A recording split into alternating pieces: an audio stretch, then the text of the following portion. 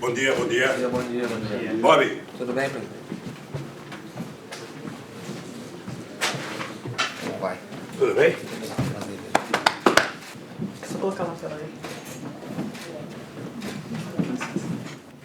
Presidente Lula, obrigado por nos receber para essa conversa com a TVE, que é a TV Pública da Bahia, e também para o meu canal Bob Fernandes no YouTube.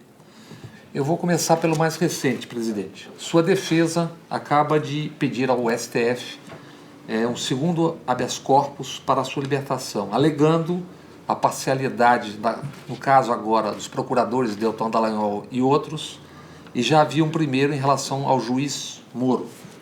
Nesta semana, 17 grandes juristas de vários países enviaram ao STF um texto manifesto, disseram estar chocados, acusam o juiz Moro de ser parcial, manipulador, acusam práticas ilegais e imorais e Moro por ser ao mesmo tempo o juiz e parte do processo de acusação. Afirmam que o senhor é vítima de perseguição política num julgamento que não foi imparcial e que desrespeitou o Estado de Direito para eliminá-lo da disputa presidencial. Uma das signatárias desse documento é a professora de Yale, da Universidade norte-americana, Susan Rose Ackerman. E eu a cito porque o procurador Dallagnol já disse ser Susan a maior especialista mundial em corrupção e seu controle. Eu pergunto se o senhor alimenta esperanças ou esse já é um jogo jogado? Bom, e o marido dela, também, que foi professor do ministro Barroso. Exato. Meu caro Bob, eu na verdade me sinto numa encruzilhada em função da quantidade de mentiras que já foi contada nesse país. Mentiras contadas por delegados que fizeram inquérito contra mim, mentiras contadas pelo Dallagnol, mentiras. E mentiras contadas pelo Moro e pelos ministros, pelo juiz do TRF4. E depois do o Superior Tribunal de Justiça, que não entrou no mérito do meu processo. Eu tenho dito habitualmente que eu não quero favor. Não estou precisando de favor, eu estou precisando de justiça. Eu só quero que as pessoas leiam as acusações e as provas para poder me absolverem. Se você voltar ao passado, você vai perceber que na minha audiência com o Moro, eu disse para o Moro, você está condenado a me condenar, porque já se contou muita mentira. O Dallagnol contou a mentira do PowerPoint e não teve coragem de ir numa audiência. Passou a fazer palestra para confirmar a mentira, e tanto o Moro quanto o Dallagnol sustentado pela Rede Globo de televisão. Porque a Rede Globo de televisão não sabe mais viver sem a grade da destruição política desse país. Então eu estou aguardando que a Suprema Corte ela retome a direção do Poder Judiciário nesse país e faça justiça. Eu estou dizendo que o Intercept está dizendo agora, e eu sou muito agradecido à lisura, ao comportamento e à decência do Glenn e da Intercept, que não teve medo. Eu estou dizendo que eles estão mentindo a meu respeito desde o começo. Eu digo até que tem 4 pessoas que sabem que eles estão mentindo. Primeiro, eu. Não, primeiro Deus, que sabe que eles estão mentindo. Segundo, eu. Terceiro, o Dallagnol, que sabe que é mentira tudo que ele falou. E segundo, o Moro, que sabe que mentiu na sentença. Tá, os dados, se você pegar, sabe, desde o primeiro momento até agora, você percebe que é a construção de um processo de uma mentira atrás da outra. E eu tenho desafiado eles, tenho desafiado delegados, tenho desafiado empresários, tenho desafiado, sabe, a força-tarefa, tenho desafiado quem quer que seja nesse país a provar que tem R$1 na minha vida que não seja resultado do meu trabalho. Aliás, o senhor sabe que também serviço norte-americano participou do rastreamento de contas eventuais suas fora do país. que não foram encontradas. Aliás, eu desafio a CIA, o FBI, aí quem mais quiser, a NASA, pode investigar da Lua. E eu digo sempre o seguinte, se pegar o Moro, o Dallagnol e os juízes que me julgaram, colocar todos eles no liquidificador, bater, o suco que der, não dá 10% da minha honestidade, do meu caráter e da minha dignidade. Então, meu caro, eu tenho expectativa de que, tá, depois de tudo que aconteceu, depois de tudo que está acontecendo, que a Suprema Corte faça justiça nesse país. É isso que eu espero. Eu não espero, e vou dizer para você com muita clareza, não espero e não peço nenhum favor. A única coisa que eu quero é que esse juiz, que esse país volte a ser um país em que prevaleça o Estado de Direito democrático, em que as pessoas acreditem na justiça. Se tem empresário que roubou, prenda o empresário. Não quebra a empresa. Porque hoje eu tenho clareza, Bob, de que tudo o que está acontecendo aqui no Brasil na Lava Jato tem o dedo dos americanos. O Departamento de Justiça americano manda mais no Moro do que a mulher dele. Falando nisso, presidente, a última informação vinda do Intercept expõe o então juiz Moro instruindo Dallagnol a não apreender celulares de Eduardo Cunha. Eu queria saber duas coisas. Primeiro, qual é a sua sensação a cada nova revelação? E depois, quando o senhor disse que o juiz Moro e o procurador Dallagnol não dormiam bem e que o senhor dormiria bem, o senhor ali tinha alguma informação já especial sobre as entranhas da Lava Jato, ainda que fosse muito fácil ver que tinha, não viu quem não queria, ou o senhor só estava rogando uma pragazinha?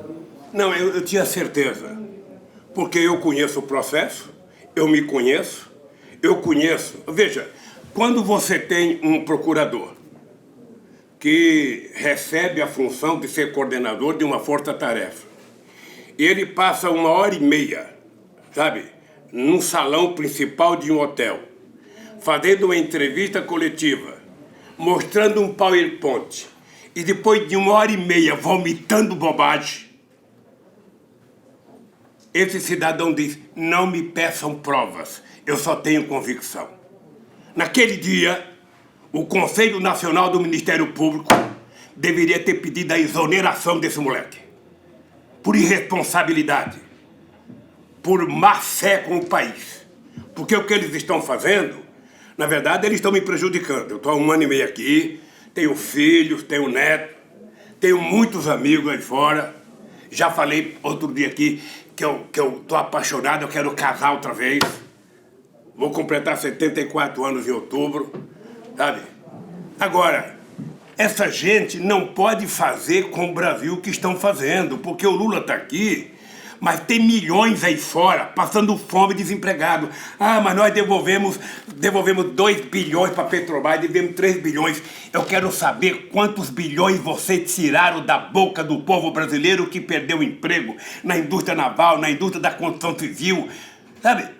É isso que tem que explicar para a sociedade. O economista Luiz Gonzaga Beluso avalia que só na cadeia de empreiteiras diretas e indiretas teriam sido perdidos de 5 a 7 milhões de empregos.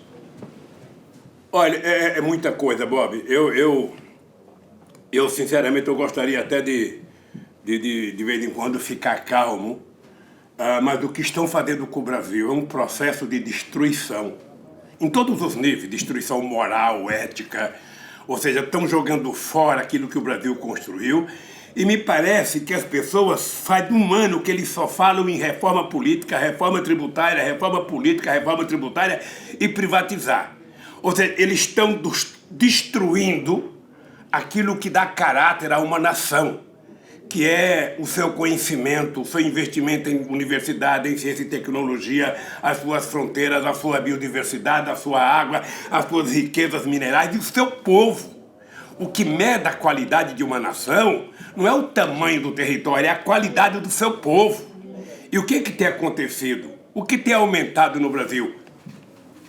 Povo desempregado, povo ganhando menos, povo com menos consumo e povo dormindo na rua. É isso que tem. E o presidente fazendo palhaçada o tempo inteiro. Mas o senhor não acha que subestimavam muito o senhor quando o senhor começou lá atrás e mesmo depois, no começo da presidência, porque confundiam saber escolar formal com capacidade e inteligência? Não lhe parece que há uma certa subestimação da intuição política? Primeiro, eu quero saber o que o senhor pensa do presidente Bolsonaro e se não estão subestimando a intuição política que ele parece ter. Porque é um projeto de destruição de poder, como o senhor está dizendo, mas me parece que é a construção de um outro projeto de poder. Ele mantém os 30% dele, isso que o senhor fala de a palhaçada, mantém todo mundo distraído e eles vão fazendo. Olha, deixa dizer um pensamento que eu tenho. Eu, às vezes, considero o comportamento do Bolsonaro como o chefe de uma torcida organizada. Tá? O Flamengo, que é o time que tem mais torcida no Brasil, eu penso que é o Corinthians, mas talvez você pense que seja o Bahia. Mas a torcida organizada não representa a torcida. A torcida do Flamengo é muito grande, é uma torcida pacífica, que vai no estádio para ver o jogo. Eles não querem vaiar o jogador, eles querem ver o jogo. Mas dentro da torcida organizada tem pequenos grupos que xingam, que vão no centro de treinamento vaiar. O Collor, ele está governando e falando Bolsonaro para a sua torcida organizada. Tá? A quantidade de bobagem que ele fala é para agradar a sua torcida organizada, é para agradar, sabe, os seus fanáticos, aqueles que não estão preocupados com o Brasil, que não estão preocupados com o povo, que não querem saber da qualidade de vida do povo. Então ele vai falando, e ele colocou, sabe, como ministro da Fazenda, o Guedes para fazer todo o mal. O papel do Guedes é destruir a economia brasileira e fazer com que o Brasil seja um país totalmente vassalo, dependente dos Estados Unidos da América do Norte. Esse é o papel. E colocou um grupo de militares aposentados para dar uma certa garantia para eles. Para dizer, olha, nós estamos aqui, nós estamos aqui. E eu, de vez em quando, vou dormir e fico pensando aonde estão os militares nacionalistas que defendia a indústria nacional, que defendia a Petrobras, que defendia a Eletrobras, que defendia o etanol, que defendia, sabe, tudo que foi feito por eles aqui nesse país, muitas coisas por eles, uma empresa como a Embrapa. Aí eles estão privatizando, aí quando eu fico vendo para quem privatizaram para a empresa estatal espanhola, para a empresa estatal italiana, para a empresa estatal chinesa. Esse dia eu ouvi uma informação, como eu estou aqui, eu não sei se é verdade ou não. O famoso Hotel Copacabana, Palace, foi privatizado foi vendido por 3 bilhões e 200 milhões de reais. E eles conseguiram vender, sabe, parte da indústria de petróleo brasileira no que diz respeito à distribuição, a BR, por 2 bilhões e 600 milhões. A pergunta que eu faço, e você não sabe quem privatizou, a pergunta que eu faço é o seguinte: em que país do mundo uma distribuidora do tamanho da BR vale menos que um hotel, mesmo que seja com o glamour do Copacabana, Copacabana Palace? Sabe? Eu sinceramente não entendo. Então, o que eu acho, Bob, é que a sociedade brasileira precisa parar de reclamar. Eu acho que nós temos que passar a ser esse país. A sociedade não pode deixar eles destruir a universidade brasileira. Não podem. E o discurso deles qual é? Não, porque tem que investir no ensino fundamental. Ora, o nosso país foi o último país do continente latino-americano a ter uma universidade. País como o Peru teve a primeira em 1550. Sabe?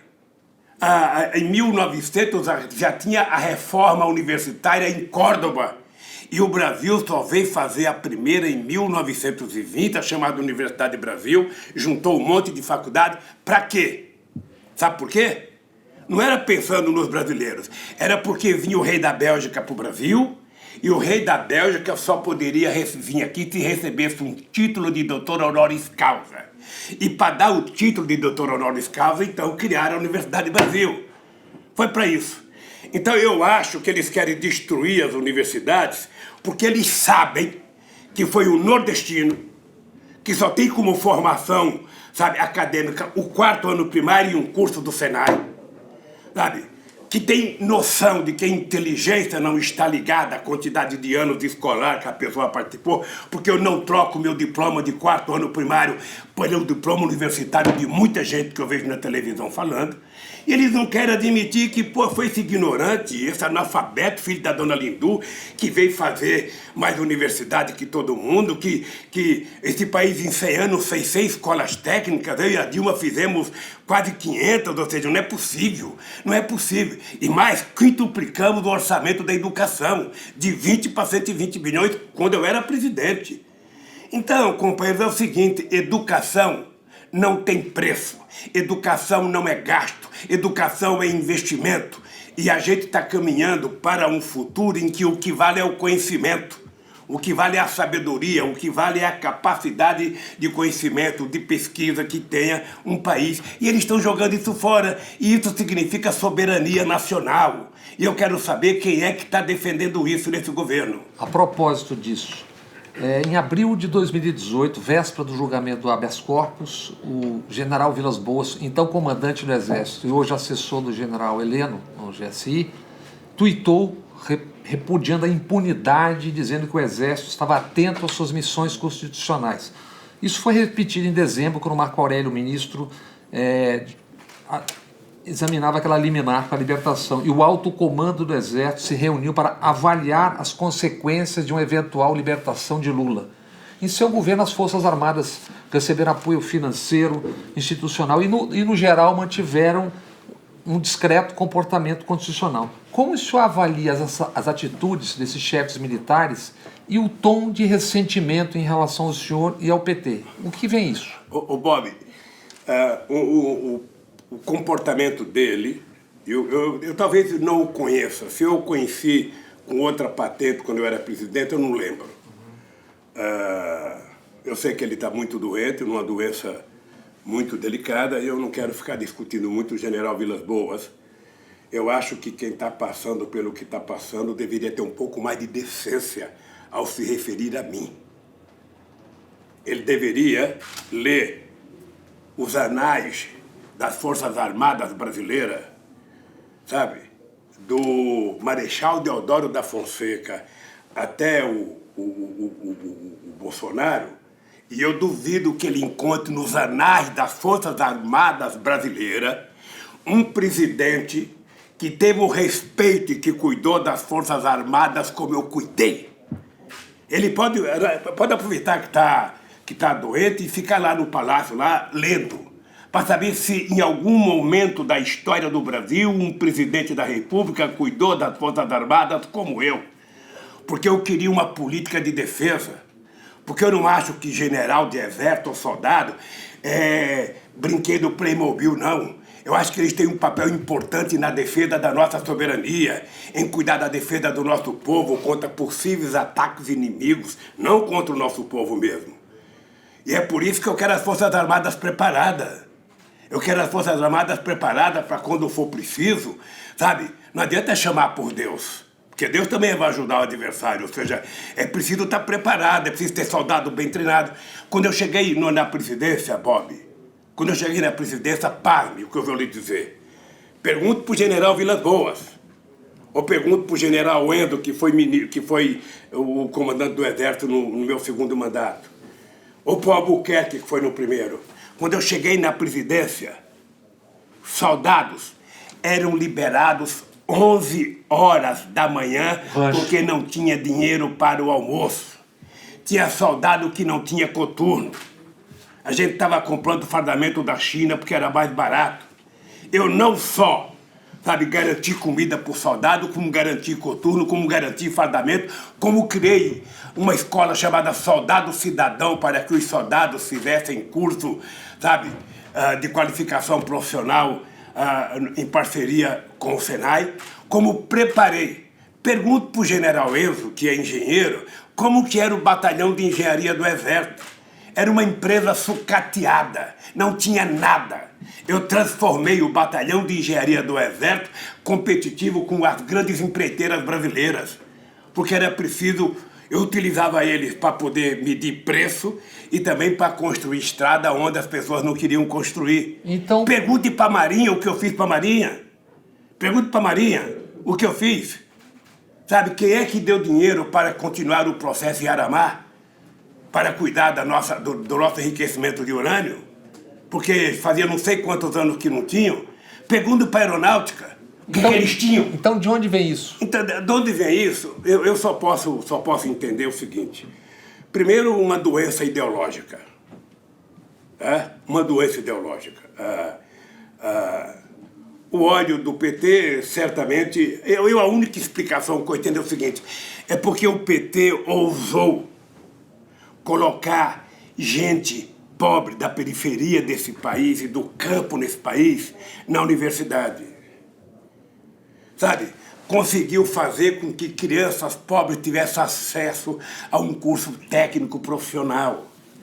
Conseguiu fazer com que as pessoas mais pobres tivessem uma evolução de emprego. Foram 22 milhões de empregos criados. Foram 74% de aumento real do salário mínimo. Foram políticas para garantir a pequena produção agrícola, não só a produção, mas depois a comercialização. Foi mais de 1.400.000 cisternas nesse país, além da transposição das águas do Rio São Francisco, que Dom Pedro queria fazer desde 1846 e que não conseguia fazer. Sabe, então, a única explicação que eu entendo é essa. E mais ainda, porque esse que vos fala, mais os meus governos, mais um companheiro da qualidade do Celso Amorim e o povo brasileiro, fizemos com que esse país, pela primeira vez, fosse protagonista ativo da política internacional. Um país como o Brasil, Bob, não tem contencioso internacional. O Brasil se dá com todo mundo. Eu era amigo de Rugental, eu era amigo de Putin, de Medvedev, eu era amigo de Chirac, de Sarkozy, eu era amigo de Angela Merkel, do Schroeder, eu era amigo do Bush, do Obama, eu era amigo, sabe, de todo mundo, todo mundo. Ele talvez até estranhasse o tanto de cafuné que eu fazia na cabeça dele, no ombro, nas pernas, porque eu só sei conversar assim. Eu não acredito em política de outro jeito. Então, um país do tamanho do Brasil, nós saímos de 100 bilhões de dólares de comércio exterior para 482 bilhões em 2011. Esse país, sabe, esse país não pode voltar a ser um país, sabe, refém. Olha, nós fomos colônia de Portugal, depois nós fomos colônia da Inglaterra industrial e agora vamos ser colônia dos Estados Unidos. Presidente, a propósito disso, na região hoje se tem rondando a região interesses multipolares. China, que está investindo $500 bilhão na América Latina em 10 anos. A Rússia, que está botando um pé na Venezuela por conta do Brasil ter refluído em relação ao seu papel de liderança. E os Estados Unidos, que nós estamos assistindo tudo que está acontecendo. O senhor não acha que a fragilização do Brasil numa hora como essa é no médio e longo prazo uma coisa perigosa, e a divisão do país, inclusive quase que geograficamente, entre Nordeste de um lado e tal? O senhor não enxerga no médio e longo prazo uma coisa perigosa para o país? Eu penso que é um desastre. A coisa mais importante que nós fizemos não é a China colocar o pé aqui, a Rússia colocar o pé aqui, não sei quem colocar o pé. Foi a gente colocar o pé lá. A gente colocar o pé lá quando a gente criou o BRICS. Quando a gente resolveu criar um banco do BRICS. Quando a gente começou a discutir de fazer comércio exterior nas nossas moedas sem precisar ficar dependendo do dólar. Isso é o pano de fundo desse movimento todo. Tudo isso incomodava os Estados Unidos quando eu criei, sabe, uma Secretaria de Segurança de Defesa da América do Sul. Ora, como é que se explica, e eu quero que os generais expliquem, como é que se explica o Brasil aceitar ter o subcomandante da 4ª Frota Americana, que existe para tomar conta do Atlântico, diga de passagem, tomar conta do pré-sal, e a gente colocar um general nosso como subcomandante. Subcomandante não manda, é como subchefe. Quem manda é o comandante. Ora, se o Brasil quer tomar conta do Atlântico, cria a sua primeira frota, a sua segunda frota, faça investimento. Nós temos razões, porque nós temos o pré-sal, que é a maior descoberta de petróleo do século XXI, e não se sabe se tem outra, e ainda não se tem certeza quanto tem. Por que você acha que foi construída a Lava Jato e a desgraça que eles fizeram nesse país? Por quê? É para entregar o nosso petróleo. Vão entregar, sabe, o petróleo, vão entregar a refinaria, vão entregar a distribuição. Nós estamos agora importando gasolina, nós queremos exportador. Importando e isentando eles de impostos. Ou seja, é uma vergonha. É uma vergonha. O Brasil é um país que não pode ficar dependente nem da China, nem da Rússia, nem da Índia, nem da Argentina, nem da Venezuela, nem de Cuba. O Brasil tem que ter relações com todos, respeitar todos, porque o Brasil não precisa ser hegemônico, o Brasil tem que ser parceiro. Por que você acha que eu tinha tanto carinho pela África, pelo mundo árabe e pela América do Sul? É porque um país que quer ser protagonista internacional, ele tem que ser generoso. Você não olha para a África pensando em dinheiro. Você olha para a África pensando em que nós temos 300 anos de escravidão que nós devemos àquele povo. Nós temos a nossa raça, a nossa alegria, o nosso samba, a nossa música, a nossa cultura, a nossa dança, o nosso jeito de ser, a gente deve aos africanos. Então olhar para a África é a gente ser generoso e tentar fazer com que haja um comércio em que ele seja superavitário, em que a gente seja transferidor de tecnologia sem pensar em ganhar dinheiro. É o pagamento por 300 anos de exploração da inteligência africana no nosso país. Nós não estaremos fazendo nenhum favor. Por que o Brasil tem que investir na América do Sul? Porque os Estados Unidos da América do Norte, desde que foi descoberto 8 anos antes de nós, nunca quis, em nenhum momento da história, que o Brasil fosse protagonista na América do Sul. O Chaves, eu já disse isso várias vezes, o Chaves era o intelectual das Forças Armadas venezuelanas. Ele era professor. Ele me dizia, sabe, que ele era, sabe, educado para dizer para a sua tropa de que o inimigo da Venezuela era o Brasil. Isso dito por militares americanos. Pegue algum momento em que os Estados Unidos teve bondade com o Brasil. Vamos pegar. Devolveu 2,5 bilhões outro dia. Vamos pegar o Clinton. O que o Clinton fez na amizade dele com o Fernando Henrique Cardoso? Nos empurrou o Sivan, né, da forma que foi empurrada. Vamos pegar o que eles fizeram na Segunda Guerra Mundial. Deram arma velha para nós em troco da gente dar para eles a base em Natal. Eles nunca quiseram que o Brasil fosse um líder na América do Sul, nunca quiseram. Quando eu propus a criação do Conselho de Defesa da América do Sul, para me contrapor à Quarta Frota, eles não gostaram. Quando eu fiz acordo com os franceses para poder construir o submarino nuclear aqui, eles até hoje não gostam. E é por isso que eu acho que tem uma perseguição ao Odebrecht. Presidente, a propósito disso que a gente está falando e da pergunta anterior sobre os militares, Polícia Federal.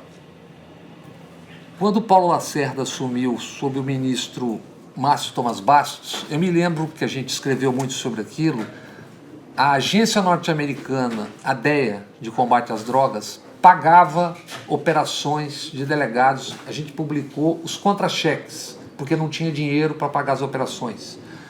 O diretor do FBI, Carlos Costa, despachava dentro da Polícia Federal em Brasília e guardava o carro na garagem. A CIA trabalhava só no... primeiro era DOI, como é que é? Hoje é o antiterrorismo, não me lembro o nome agora. E tinha um regime de informação compartilhada com a CIA. O senhor fortaleceu a Polícia Federal. No entanto, na época da Lava Jato, a gente viu delegados não só fazendo campanha abertamente, como ofendendo o senhor e a presidente Dilma. Por que isso? Eu acho que porque não tem nenhum delegado ainda formado pelo ProUni. Eles são, acho que, de uma geração anterior. Olha, deixa eu te dizer uma coisa de coração. Eu não me arrependo do que eu fiz, porque eu acho a Polícia Federal uma instituição extraordinária que tem que ser fortalecida, que tem que ter independência, sabe? E que tem que apurar tudo que é corrupção, investigar corretamente, apresentar os inquéritos, sabe, da forma mais honesta possível. E sem inteligência não vai a lugar nenhum. Então, Eu tenho certeza que eu fui o presidente que mais contratei gente nas Forças Armadas. Eu tenho certeza que eu fui o cara que mais investi em inteligência nas Forças Armadas e não me arrependo, não. Ora, o fato de ter delegado trabalhando contra a Dilma, xingando a Dilma, me xingando, isso ele vai ser julgado em algum momento pela história. Porque não é esse o papel de um cidadão que tem um cargo numa instituição de confiança, que é concursado e que ganha bem. Esse cidadão ele pode ter o voto que ele quiser, mas ele não pode ter pronunciamento político nem contra, nem a favor, nem muito pelo contrário. Isso vale para a Polícia Federal, vale para o Ministério Público, vale para todos que são concursados e são profissões de Estado. Então, eu sou muito grato ao trabalho que o Márcio Tomás Bart fez com a Polícia Federal, sou muito grato. As duas... Eu sei que até hoje, tem uma certa relação, sabe, que eu não sei se é saudável com os Estados Unidos, com a Polícia Federal Americana. Chamava-se CDO e SOIP, que acho que hoje é contra-terrorismo, aquelas organizações que mudou de nome. Eu acho que o Brasil está muito dependente e ficou muito mais na questão da Lava Jato. Tá? Essa é uma coisa que, em algum momento, isso vai estourar e vai ser apurado. Eu penso que a influência do Departamento de Justiça americano, sabe, desde que a gente descobriu o pré-sal, que está interrogando brasileiros dentro do território brasileiro, por exemplo, da Odebrecht. Dos 77 da Odebrecht estão sendo interrogados pessoalmente e por escrito dentro do Brasil. Essa coisa, o Bob, virou a excrescência da excrescência da excrescência. É a falta de respeito das instituições brasileiras em relação às instituições americanas. Tem coisas e mais coisas que a gente vê publicado no jornal, vê publicado num blog, que é de estarrecer qualquer cidadão de juízo perfeito. O que eu espero, eu não sei como é que essas informações chegam aos ministros da Suprema Corte. Não sei. Não sei quem é que faz a filtragem para passar as informações para ele. Mas eu acho que eles têm que ler. Antes de me julgar, eles têm que ler o dia a dia do comportamento do Moro. Olha a cara do Moro, o Moro é mentiroso. Um cidadão que olha de cabeça baixa é mentiroso. Vocês poderiam dizer, o Lula está agressivo, chamando o Moro de mentiroso. É que eu não tenho outra palavra. Ele é mentiroso e, no meu caso, ele é mentiroso. Ele é mentiroso o Dallagnol, não sei se os outros são, mas o Dallagnol é mentiroso, eu estou dizendo isso desde o começo. Então, a Suprema Corte pode fazer uma correção. Acho que eu não espero que o Bolsonaro corrija nada, porque o Bolsonaro, sabe, ele é, como chefe de torcida organizada, ele não quer que o time melhore, ele quer ter condições de continuar vaiando, falando palavrão, xingando, é isso que ele quer. Está pouco assim importante. Você não vê nesse país a palavra desemprego, você não vê discutir nesse país a palavra ciência e tecnologia, tudo que você ouve é no sentido de destruir. Eu vi um discurso dele esses dias contra a Argentina, contra a vitória do Fernandes, que eu não acreditei que um presidente do Brasil tivesse a insensatez e a pachorra de falar do seu mais importante parceiro comercial e parceiro estratégico, porque a Argentina tem que ser tratada como uma parceria estratégica, ele ofender o povo argentino, ofender o cara que ganhou a prévia e ainda ofender o povo gaúcho, sabe?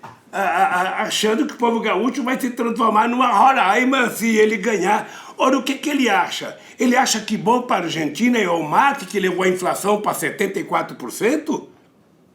Que levou, sabe, uma dívida externa que a 100 bilhões? O que ele acha? Que aumentou enormemente a quantidade de gente dormindo na rua de Buenos Aires? Pelo amor de Deus. Eu conheci a Argentina. Sabe, muito bem. E sei o que os Kirchner fizeram na Argentina. Eles podem ter todos os defeitos do mundo, mas a Argentina só teve crescimento similar na época do Perón. Presidente, em duas entrevistas concedidas a mim no Jornal do Brasil, em 87, há 32 anos, intituladas O Operário Perplexo e o Candidato Perplexo, o senhor disse que grandes partidos à época, o PT ainda não tinha a dimensão que teria depois, estimavam gastar 600 milhões de dólares cada um nas eleições gerais de 89. 16 anos depois, o PT chegava ao poder e o senhor à presidência. Deixou o poder com 87% de aprovação e hoje o senhor está preso. Onde e como o PT, ou o senhor, ou os dois, erraram, seja politicamente, eticamente ou estrategicamente, a parte manipulação, partidarismo evidentes do judiciário, sendo contado por eles mesmos. O senhor não vê erros graves na condução desse processo? Eu digo o processo político por parte do PT. Eu acho que nesse processo, não. Ou seja, porque... Não ser processo específico, o processo político, a caminhada política. Eu acho que a política brasileira ela tem defeitos e certamente o PT errou muito. Mas o PT não está pagando o preço que está pagando pelos seus erros. Mas quando eu digo erros, por exemplo, eu me refiro a uma coisa que era histórica, que aliás qualquer jornalista, qualquer foca que cobria, sabia que tinha caixa 2 em eleição. Que o espanto com o caixa 2 é uma coisa que me surpreende, porque era naturalizado. A gente acompanhava. Deixa eu lhe falar uma coisa. Eu não sei como é que funcionava a cabeça dos outros presidentes da República, mas veja, quando você vai concorrer a uma campanha, a primeira coisa que você faz é um orçamento de campanha. Tá? Aquele orçamento, aí você indica um tesoureiro que normalmente não é o tesoureiro do partido, é um outro tesoureiro. Esse tesoureiro tem a lei que ele vai arrecadar. Se entra caixa 2 ou não, o único que assumiu foi o Onyx e que o Moro perdoou porque ele assumiu. Né? Agora se sabe que ele estava para entrar na Lava Jato e que o Moro pediu para tirar. Mas toda campanha política, ela tem uma relação entre o partido e os empresários. É por isso que o PT defendia, desde antes, a questão do fim do financiamento privado e que o financiamento fosse público. Mas aí a gente entra na questão... Eu me lembro que no voo de volta, num comício na Bahia e no Pará, a gente fez uma entrevista no avião, a Mônica estava junto e tal, o senhor garantiu que faria a reforma política. Isso, evidentemente, tem a ver com não ter havido uma reforma política. Por que não foi possível fazer uma reforma política? Porque a reforma política não depende de um presidente da República, ela depende dos partidos e do Congresso Nacional. Se eles não querem, não saem. Você não consegue passar uma reforma política se você ferir os interesses de quem é deputado. Ninguém quer rasgar a mofada do banco que está sentado. Tá? O Tasso Genro, quando era ministro, mandou algumas propostas específicas que não é nem mandado. Olha, a reforma política tributária, deixa eu lhe contar uma coisa. Agora estão falando em política tributária, né? Eu vou lhe contar um dado e como você é muito inteligente, a sua memória vai saber do que eu estou falando. Em abril de 2007, eu mandei para o Congresso Nacional uma política de reforma tributária. Essa política de reforma tributária foi aprovada por 27 presidentes de federações empresariais, mais as federações nacional. Ela foi aprovada por todas as centrais sindicais. Ela foi aprovada por todos os líderes dos partidos políticos no Congresso Nacional. E ela foi entregue por mim e toda essa gente no Congresso Nacional. O Arlindo Chinaga era presidente da Câmara. Tá? Foi escolhido o relator, o Sandro Mabel. De Goiás. Pergunte para eles por que não mandou. Eu achei que quando ela chegasse na Câmara ia ser aprovada por unanimidade, porque os governadores tinham concordado, os líderes tinham concordado, os trabalhadores tinham concordado. Quem seria contra? Meu Deus do céu. Não andou. Está até hoje parada e estão falando outra reforma tributária. Mas eu queria voltar um pouco da questão política. Bob, você pode ter certeza do seguinte, o PT é uma família com quase 2,5 milhões de filiados. E você sabe, não sei se você é pai, quantos filhos você tem. Tenho 2. Mas tomar conta de um filho é difícil, tomar conta de 2 é mais difícil e tomar conta de 3. Tomar conta de 2,5 milhões é complicado, você tem gente que erra, gente que acerta.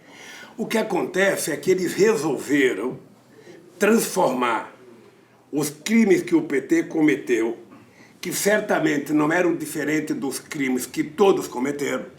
Se o Vacari fez finança para o partido, a pergunta que eu faço é o seguinte, como é que foi a arrecadação dos outros tesoureiros de partidos? que não foram investigados? Por que só o Vacari? Porque havia uma necessidade ideológica de ir atrás do PT. Isso desde o Mensalão. Eu queria que você prestasse atenção no voto do Lewandowski no Mensalão.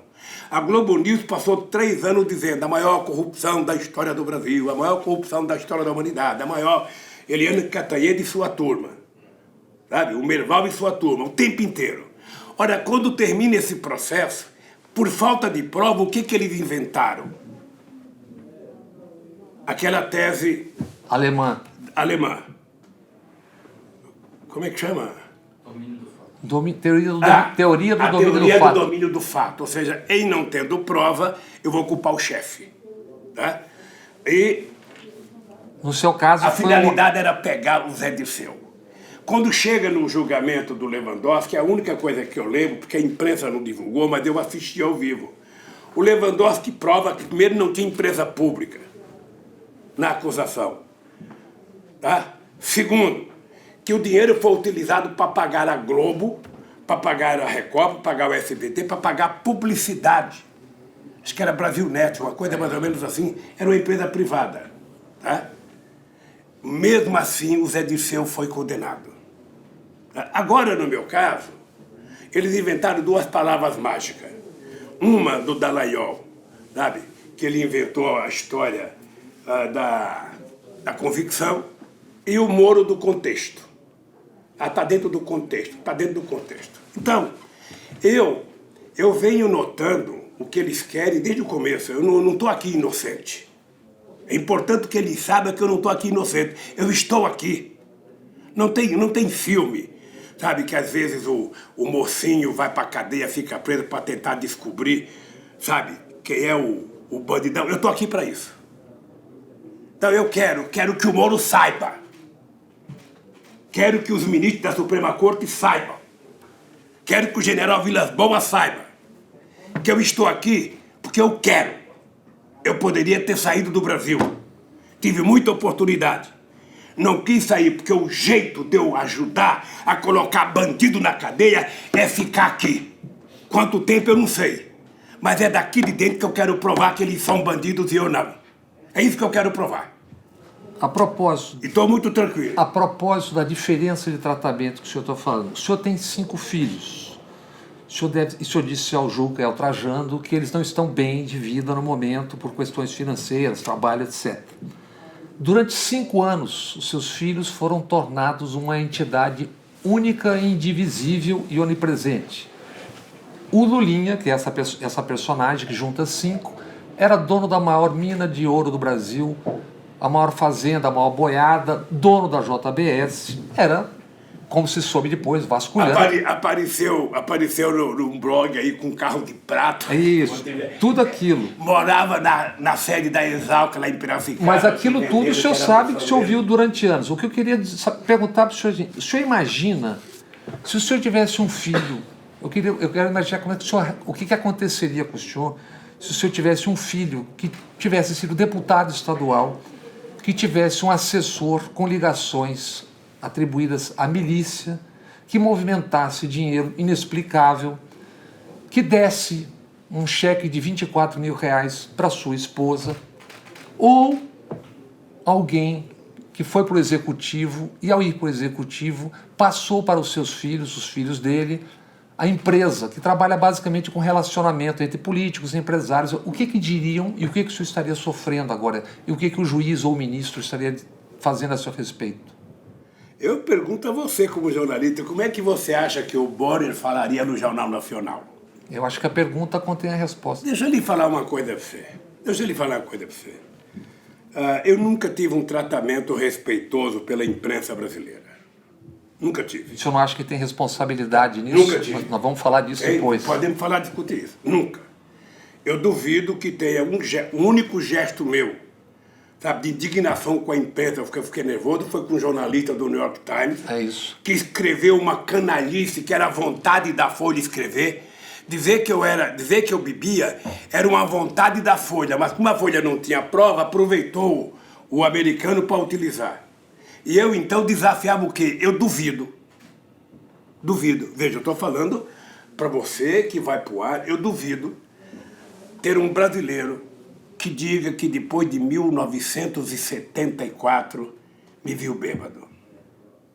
Duvido. Sabe por quê? A última vez que eu bebi mesmo, foi Brasil e Holanda, em 1974, no Sindicato dos Metalúrgicos. A gente viu o primeiro jogo que eu vi numa televisão colorida. 2-0. A gente tinha comprado conhaque, veja o tipo de conhaque, Domecq, cachaça, 50, tudo de, não era de qualidade boa, porque a gente imaginava que o Brasil ia dar um show. Quando o Brasil perde, a gente, ao invés de ir embora para casa, ficamos discutindo quem era o defeito, quem era culpado, se era o Rivelino, se era o Paulo Sérgio Cazu, se era o Luiz Pereira, se era o Leão, ou seja, acabamos bebendo toda a bebida. Eu cheguei em casa trêbado. Tá? Não sei como é que a Marisa não me largou, mas de qualquer forma, foi a última vez. Então eu fiquei muito nervoso. Fiquei muito nervoso, porque... Mas ali o senhor pensou em expulsar o Larry Houghton, mas só que tem uma diferença com o presidente recentemente ameaçou prender o Glenn por estar divulgando informações de utilidade pública. Não há comparação com esse episódio lá. O Bob, todos eles sabem. Todos eles sabem. O Silvio Santos sabe, o Johnny Saad sabe, o Edir Macedo sabe, o Roberto Marinho sabe. Ninguém, mesmo o Frias, do finado Frias, pai e filho, sabem que ninguém nunca tratou a Folha com o respeito que eu tratei. Eu tive uma briga com o Otávio Frias, porque eu fui almoçar lá, convite do velho Frias, estou lá almoçando e tal, e o Otávio pergunta para mim, você fala inglês? Eu falei, não. Como é que você quer governar o Brasil? Eu falei, ninguém nunca perguntou para o Clinton se ele fala português, e ele governa os Estados Unidos. Aí ele fez outra pergunta, eu fui ficando enfesado, fez outra pergunta, aí eu falei, Otávio, vamos fazer o seguinte, se você quiser fazer uma entrevista comigo, vamos marcar, e eu venho aqui para fazer a entrevista. Ele falou, não, eu posso perguntar porque eu sou jornalista. Eu levantei, empurrei a bandeja, mandei enfiar a bandeja. E saí, fui para o elevador, fui embora. O velho Frias saiu atrás de mim, o Ricardo Couto, o Zé Alencar, o Clóvis Rossi, que também já morreu. Mas eu falei, não tem problema não.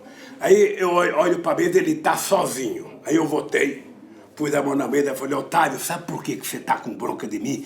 Porque eu vou ganhar do seu candidato. Eu vou ganhar do seu candidato, que era o Serra, na época. Né? Foi a única vez que eu destratei, mas o comportamento civilizado que teve com a imprensa, eu duvido que alguém teve comigo.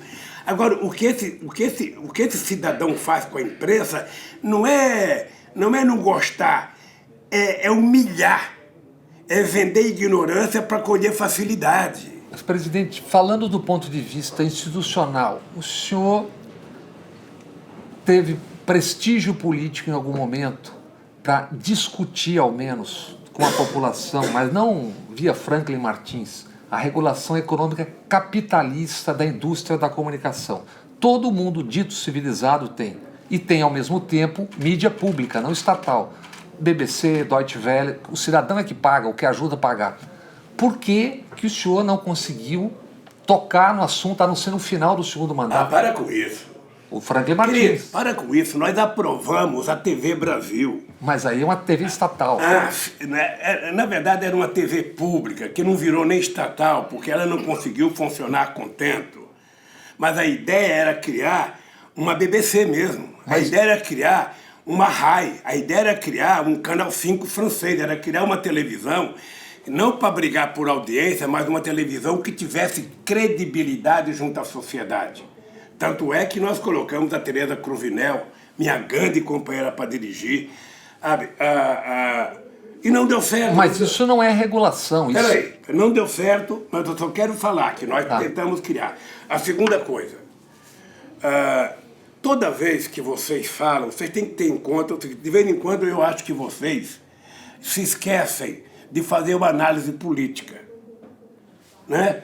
Para saber o seguinte, quem é que tem condições de fazer uma reforma nos meios de comunicação, uma regulação, com um Congresso, sabe? Mas eu digo discutir, presidente. Deixa eu lhe falar uma coisa para você.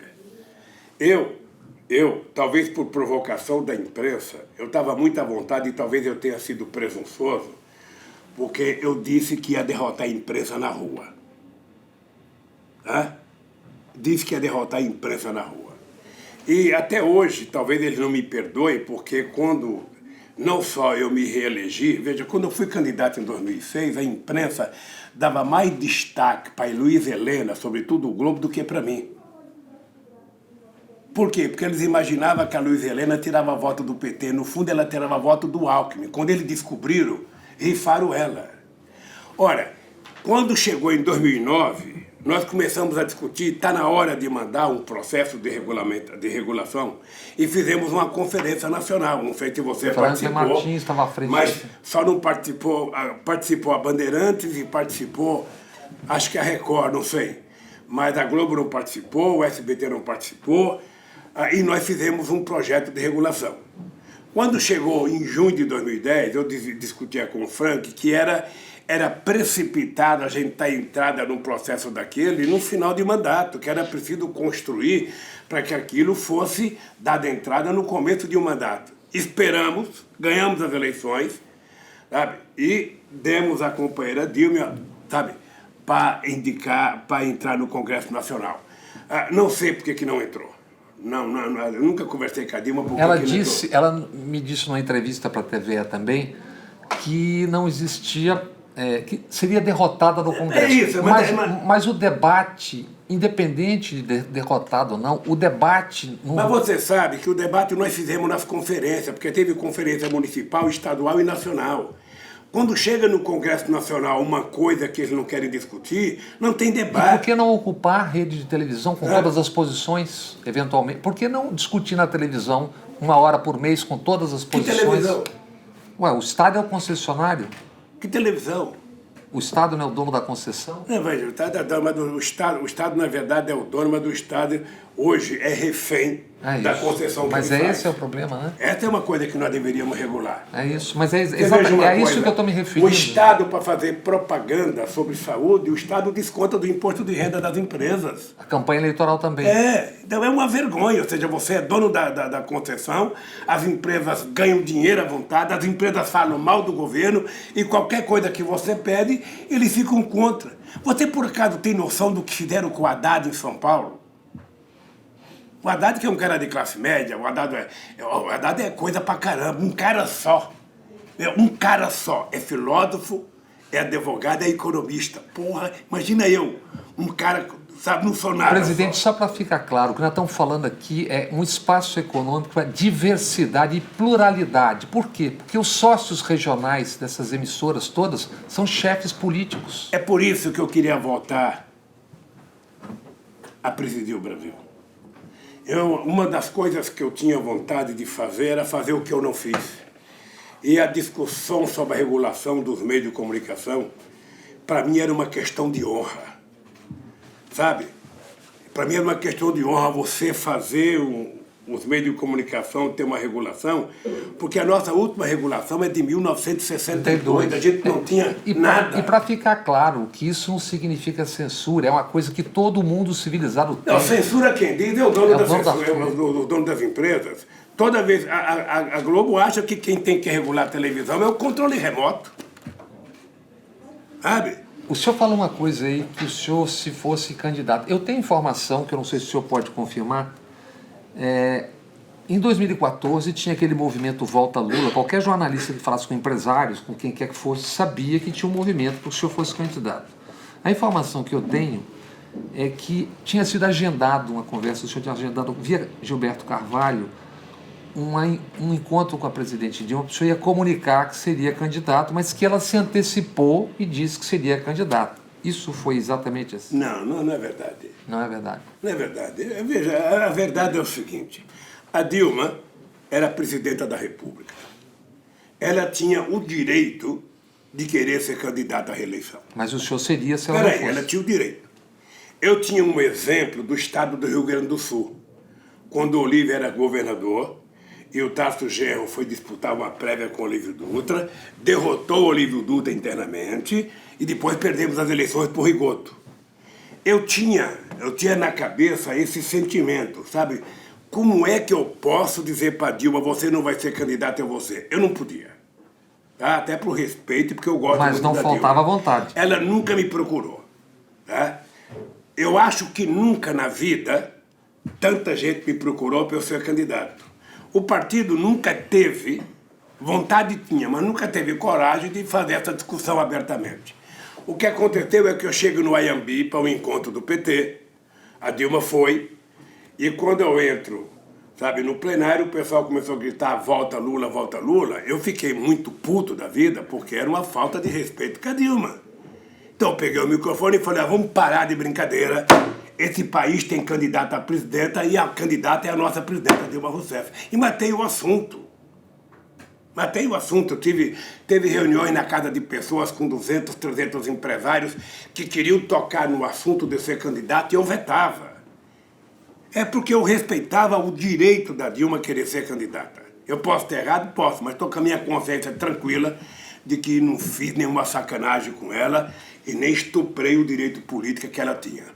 Presidente, os bancos do Brasil, os 4, Banco do Brasil, Itaú, Bradesco e Santander, tiveram no segundo trimestre um lucro de 20 bilhões e 400 milhões. Não tem algo aí que já estava e segue errado, principalmente quando a gente olha para o outro lado e a gente vê como anúncio de absolutamente obrigatório o arroxo na Previdência, o desmonte nas leis trabalhistas, a venda de pedaços da Petrobras, Eletrobras, etc. Que rumo nós estamos indo e o que se deveria fazer? Olha, o fato dos bancos, se os bancos forem deficitários, eles quebram. Então é importante que eles tenham uma margem de lucro aceitável pela ética determinada pela cabeça humana. O que não pode é só eles ganharem. É exatamente o que eu estou me falando. O que não pode é só eles ganharem, porque se eles ganham um pouco, se os empresários ganham um pouco, se os trabalhadores ganham um pouco, se os funcionários públicos ganham um pouco, está razoável. Tá? O que nós fizemos? Eu não sei se você lembra no meu governo, cada vez que a taxa Selic aumentava 0,5%, eu reduzia 0,5% na TJLP, que era a taxa de juros de longo prazo do BNDES. Porque no Brasil você tem o seguinte, olha, no Brasil você tem, não sei como é agora, mas no Brasil você tem um conjunto de pessoas que buscam dinheiro no BNDES. O juro não é a taxa Selic.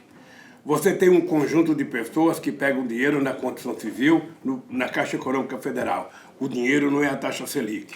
Você tem um conjunto que pega no Banco do Brasil, para a agricultura, não é a taxa Selic. Então você tem ainda os grandes que podem pegar dinheiro em dólar que também não paga a taxa Selic. Então você tem aí uns 25% ou 30% que são setores médios, pequenos e médios empresários, que esses sim ficam sufocados dioturnamente porque estão pendurados na promissória, estão pendurados, sabe, nos bancos, esses não conseguem ir para frente.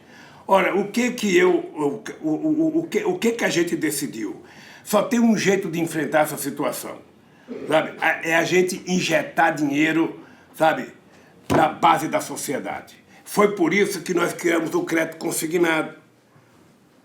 Foi por isso. Porque é engraçado que eu não vejo as pessoas protestarem contra os prédios bancários. Porque o que mata o povo não é uma taxa Selic de 6%. O que mata o pobre é uma taxa de juros na Casa Bahia de 300%, é um cartão de crédito de 300%, é um cheque especial de 300%. Sabe? O coitado do pobre comprar um microfone, comprar um copo, a prestação e pagar 280%, isso é que mata o pobre. E é disso que nós temos que cuidar. É por isso que nós temos que ter banco público forte para emprestar dinheiro para os pequenos. Eu, se tivesse voltado à presidência, o BNDES não ia mais ter um banco para financiar os grandes empresários. Ele deveria ser avalista dos bancos, dos empresários, e os empresários buscar dinheiro mais barato, sabe, no Japão, na Alemanha, nos Estados Unidos, onde tivesse, para que o dinheiro do BNDES pudesse ser utilizado para a gente poder fazer investimento em pequenas e médias empresas. Eu, por exemplo, tenho um orgulho.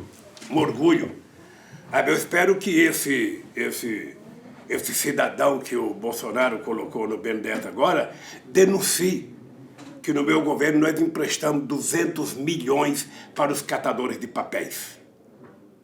Eu espero, sabe, que ele denuncie, puta, o Lula deu dinheiro para catador de papel, catador de papel não merece. Merece. E são melhores pagadores do que os grandes. Então, o problema do sistema financeiro no Brasil é que a economia hoje ela está totalmente financiarizada. Ou seja, quando se fala em mercado, não se fala nem na produção industrial, se fala nos bancos, se fala no rentismo. A pergunta que eu faço é a seguinte: onde estão os empresários brasileiros? Eu sou de um tempo em que você tinha grandes empresários, lideranças importantes. Lideranças muito importantes que lutaram pela conquista da democracia. Aliás, um deles quebrou esses dias, que era o Bardella, o Cláudio Bardella.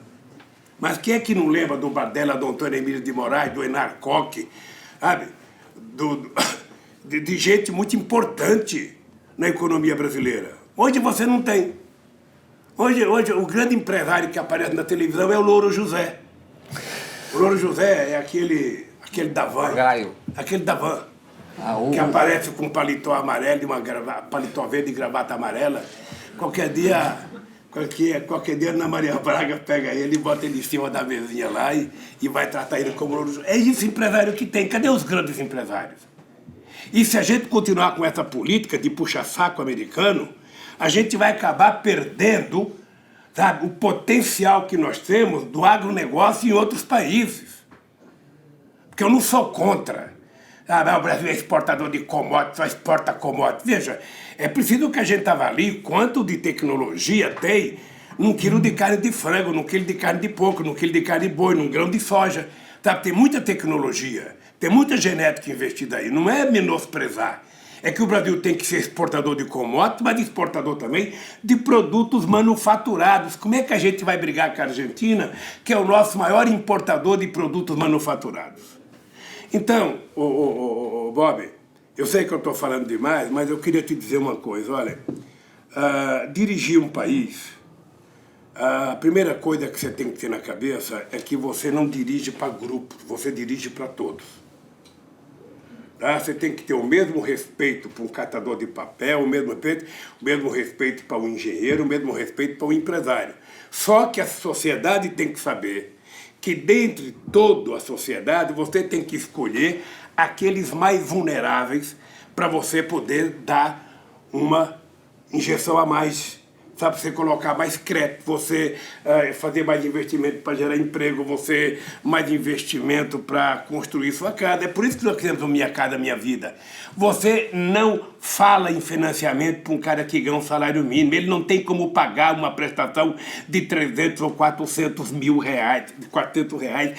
Ele não tem como pagar, ou ele come ou ele paga. Então, você veja uma coisa. Foi bom eu lembrar disso para te falar uma coisa. A nossa menina que está presa lá em São Paulo. A Carmen. A filha da Carmen. É, a preta, ou seja, que esculhambação é essa? Que justiça que nós temos nesse país? Sabe, que vai pegar os coitados que deveriam estar sendo guardados para poder ter uma casinha, eles são culpados. Cadê o prefeito que não foi cuidar do prédio abandonado? Quem é que deveria cuidar daquele prédio? E quem está preso é os inocentes. Então, não dá. A minha tese é o seguinte: não dá para continuar assim. Eu não sei por que eles têm medo que eu saia daqui. A única coisa que eu quero que eles saibam é o seguinte: olha, se sair daqui, eu não vou para a rua contra ninguém. Eu não vou para a rua, não faz parte do meu feitio ir para a rua falar mal dos outros. Eu vou para a rua levantar a autoestima desse povo. Que esse povo nunca elegeu um presidente com o objetivo de destruir o país. Nós não podemos nos calar diante do que estão fazendo na universidade. Nós não podemos nos calar diante do que estão fazendo na saúde. Nós não podemos nos calar diante do que estão fazendo, sabe, na indústria nacional, no nosso território. Agora vão entregar a Amazônia para que os americanos venham explorar nossas riquezas. Ora, nós vamos ficar quietos? Vamos deixar? Então é o seguinte, se tem medo de mim, arrume outro jeito de me tirarem, de me calarem, porque, sinceramente, não posso me calar um homem de 74 anos, Um homem que já fez o que eu fiz pelo país não vai se calar. Então, se alguém não gostar de crítica, sabe, encontra um jeito. Agora, eu quero a minha inocência. Ah, outra coisa é o seguinte, não adianta ficar discutindo, no meu caso, progressão da pena, o Bob, não adianta. Veja, eu não quero... Ah, o Lula, coitado, ele já está com 73 anos. O senhor está dizendo que o senhor não vai pedir, não vai... Eu não vou pedir, sabe por quê? Porque eu quero minha inocência. Eu quero sair daqui com 100% de inocência. Presidente, tocando nesse assunto, a conversa dos procuradores, tudo que o Intercept está revelando é mais do que suficiente para se perceber que esse processo foi contaminado. Agora, a política brasileira não tem um problema, a proximidade excessiva, por exemplo, com empreiteiros. Mesmo que seja fazendo um favor à obra. Primeiro, isso chega ao presidente? Não chega? Chegou, não chegou? O senhor não acha que é aceitável? O senhor acha que é aceitável isso? Primeiro que não tem nenhum crime você ter proximidade com qualquer pessoa. Não, eu digo a proximidade quando faz um favor, quando faz a obra. Não, mas para você, o cara pode fazer obra. Deixa eu lhe fazer uma pergunta que você pode investigar. É o seguinte, houve um processo desde as passeatas de junho de 2013 de destruir a democracia nesse país. E um dos objetivos era destruir a Copa do Mundo. Nunca se falou tanto em corrupção de estádio como se falou durante aquele período. É o seguinte, você pode, como jornalista, ir no Tribunal de Contas da União. O tribunal escolheu um conselheiro chamado Valmir Campelo, que foi o cara responsável pela fiscalização dos estados na Copa do Mundo, e perguntar para o conselheiro, tem um relatório lá, qual é o estádio que teve corrupção. Ora, o fato de você ter relação com o empreiteiro, com o banqueiro, não significa que você possa praticar corrupção. Não, estou me referindo a casos específicos. Essas coisas você nunca fica sabendo, porque só sabe quem faz. Só sabe quem faz. Eu tenho um profundo respeito pelo tratamento que dava aos empresários brasileiros.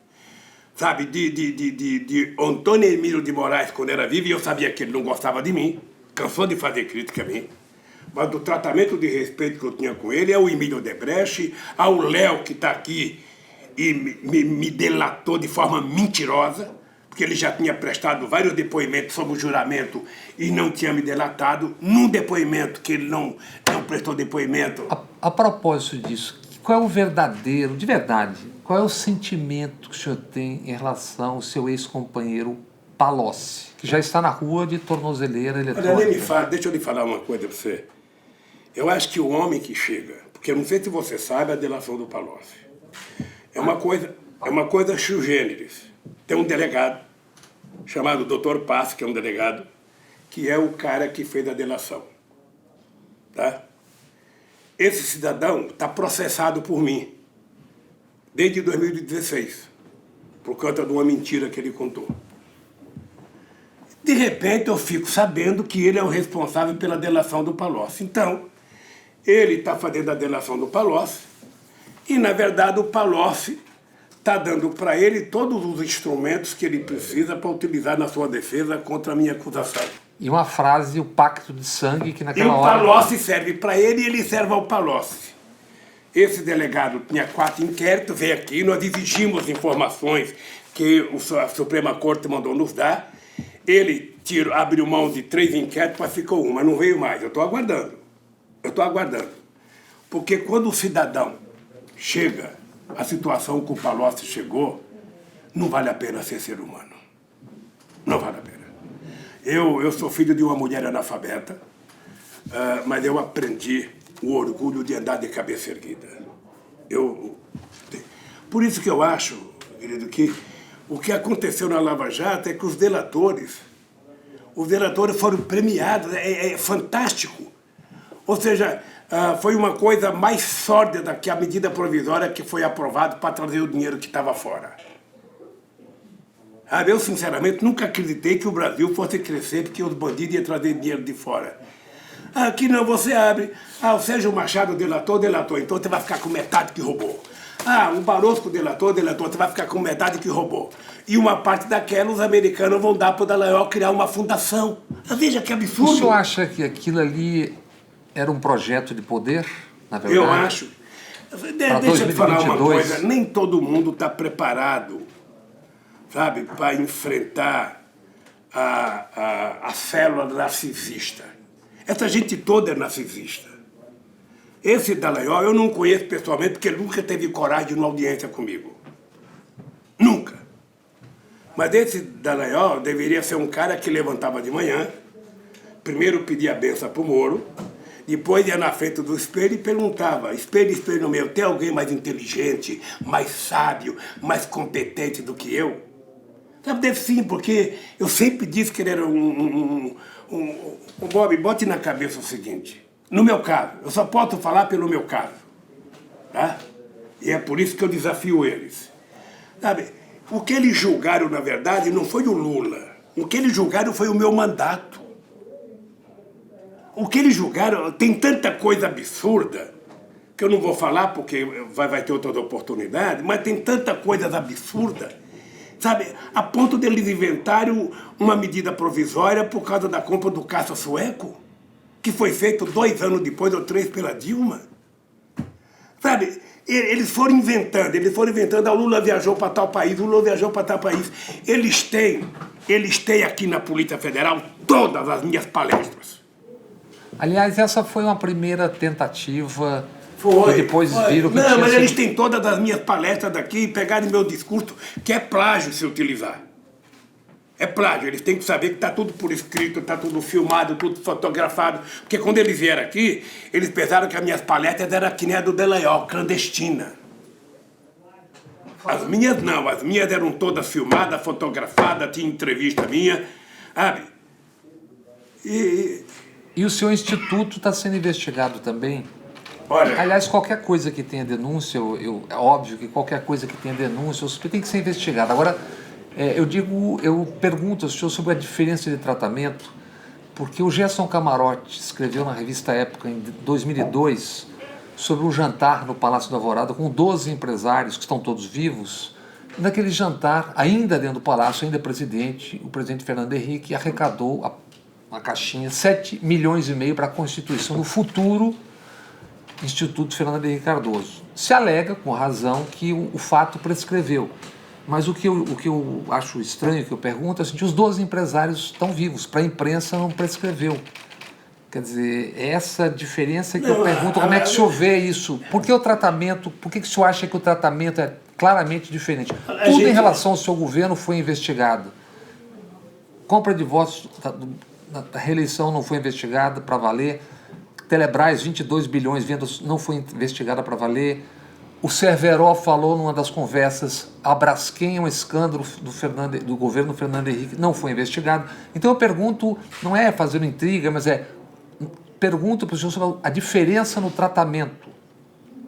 Se o senhor eu lembro de uma coisa na campanha de 2002, acho que foi na campanha de 2002, que alguém foi na minha casa levar o cartão de uma empresa para dizer assim para mim, ô Lula, vai investigar essa empresa aqui, que ela que deu um apartamento para o Fernando Henrique Cardoso.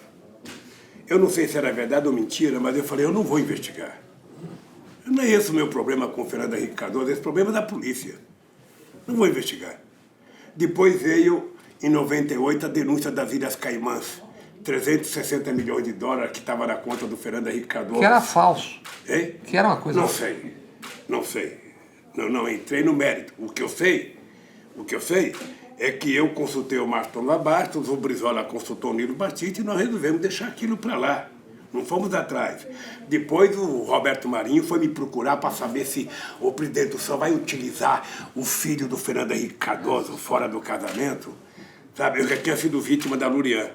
Eu falei, olha, meu filho, eu não sou... Meu problema com o Fernando Henrique Cardoso não é de maconha, não é de mulher, não, até é político. Se não me engano. Então não espere de mim nenhuma baixaria. E fui candidato todas as vezes e você sabe que não tem baixaria. Agora, no meu caso e no caso do PT, até o Tribunal de Contas, que ninguém dava a menor importância, no meu governo ficou importante. Até o Nardes, que ninguém queria indicar, foi indicação do Severino na Câmara, todo mundo dizia que o Nardes era ladrão. O presidente anterior a ele não queria nem dar posse, que também era gaúcho. Sabe? Virou importante e virou o denunciador da Dilma. E a sociedade aceitou isso pacificamente. Por quê? Por quê? Porque a sociedade ela foi induzida, ao ódio. Aí voltamos... O clima que nós... Deixa eu te contar só uma coisa. Você falou do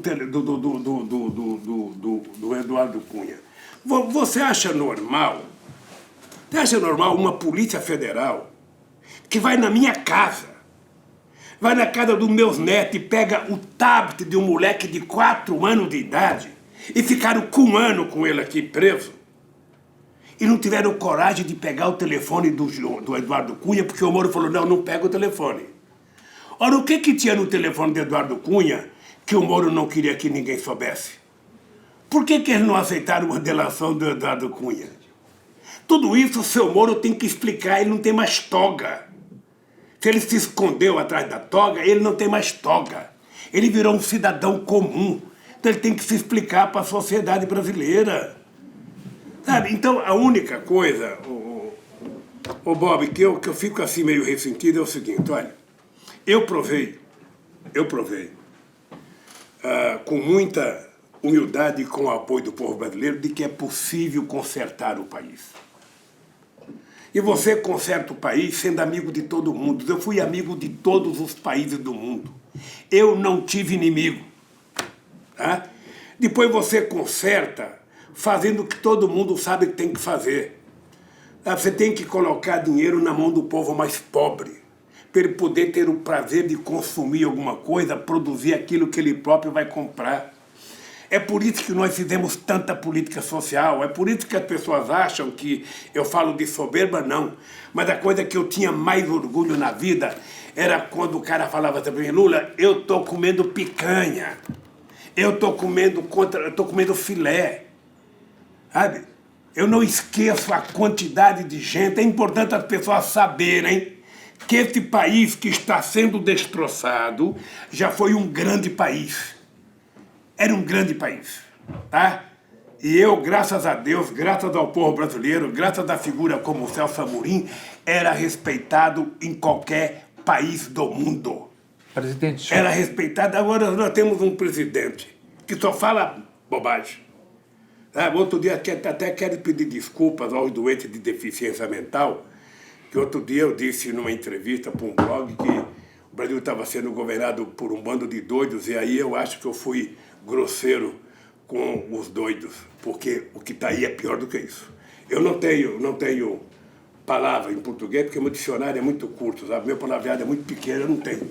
Mas é pior do que doido. O senhor estava falando de como as pessoas puderam consumir, etc. Existe uma crítica bastante acentuada e corrente sobre o privilégio, a questão do consumo e a não politização. E o senhor acha que esse modelo que chamam de coalizão e que outros chamam de eterna conciliação, ele se esgotou? Quer dizer, que vem desde a Nova República, que já teve antes, esse modelo chamado conciliação, que no fundo a coalizão política é uma coisa, mas a conciliação com amplíssimos interesses, tudo cabe num ônibus, sem que se tenha clareza do que é o que, cada interesse. Esse modelo se esgotou, presidente, agora? E qual é o próximo passo? Não se esgotou porque o povo brasileiro teve apenas um período muito curto de acesso a alguma coisa. Mas dessa forma se consegue modificar? Mas deixa eu lhe falar uma coisa para você. É preciso encontrar outra fórmula. É isso que eu estou perguntando. Qual é o futuro? Você teve revoluções que não conseguiram encontrar essa fórmula. A necessidade que você tem de distribuir a riqueza produzida para que todos tenham acesso, nós provamos que é possível. Nós provamos que é possível. De que forma se fará isso daqui por diante? Agora, veja que absurdo. Veja, o pessoal fazia crítica, não, porque o Lula adotou uma política de consumismo, porque é preciso adotar a política de desenvolvimento industrial. Você cansa de ouvir isso. Ora, não tem política de desenvolvimento industrial se não tiver consumo. Uma empresa só vai para a Bahia se tiver consumo. Uma empresa só vem para o Paraná se tiver consumo. Sabe? A empresa não investe dinheiro. O patrão é covarde. Na verdade, o dinheiro é covarde. Ele só vai aonde ele tem lucro. Então, o que acontece? não é consumismo o cara querer comer 1 quilo de carne por semana. Não é consumismo o cara querer comprar uma calça nova uma vez por ano. Não é consumismo o cara querer comprar um presente pro filho. O cara está comprando o mínimo essencial. Consumismo é o cara querer ter 10 carros, querer ter 10 casas, querer ter 10 barcos. Isso é consumismo. Agora, comprar o que comer, fazer o povo pobre ter o prazer de fazer um churrasco no final de semana, tomando cerveja, sabe? Você tentar evitar que o povo possa pegar a família e ir para uma praia, passar um final de semana numa praia, isso é direito elementar. Fazer com que o filho do pobre possa ir para a faculdade, tem gente que não gosta. Você acha que... Eu sempre conto uma história que é o exemplo do que eu vou dizer, tá? Uma vez eu fui na casa de uma pessoa em Ribeirão Preto. E aí a pessoa me apresentou a empregada. Uma senhora gorda. Essa aqui, ó, é mãe. Essa é mãe. Essa é mãe da casa. Ela cuida de mim, cuida do meu filho, cuida dos meus netos. Ela é a mãe. Aí a mulher fez uma feijoada deliciosa, nós comemos, bebemos as capiroscas. E aí, na hora que eu vou saindo para ir embora, a mulher me chama na cozinha e fala assim para mim: ô Lula, o doutor falou que eu sou da família. Pergunta para ele se eu estou no testamento. Então, esse é um problema crônico na cultura brasileira. As pessoas não aceitam que os pobres tenham uma ascensão social. Sabe, as pessoas acham que o Parque do Ibirapuera é para uma pequena parcela. As pessoas acham que o teatro é para uma pequena parcela. As pessoas acham, sabe, que o cinema é para uma pequena parcela. As pessoas acham que o espaço público tem que ser de uma elite. A universidade é para uma pequena parcela. Não é à toa que esse país foi o último país da América Latina a ter uma universidade, Bob. Então, por que a USP foi a primeira? Por quê? Você tem noção? A USP foi a primeira universidade brasileira criada, sabe, em São Paulo. Por quê? Porque São Paulo tinha perdido, sabe, o golpe, que eles falam que foi revolução. É engraçada essa história, porque antes do Mário Covas não era feriado, era só ponto facultativo. E os tucanos conseguiram transformar um golpe numa revolução.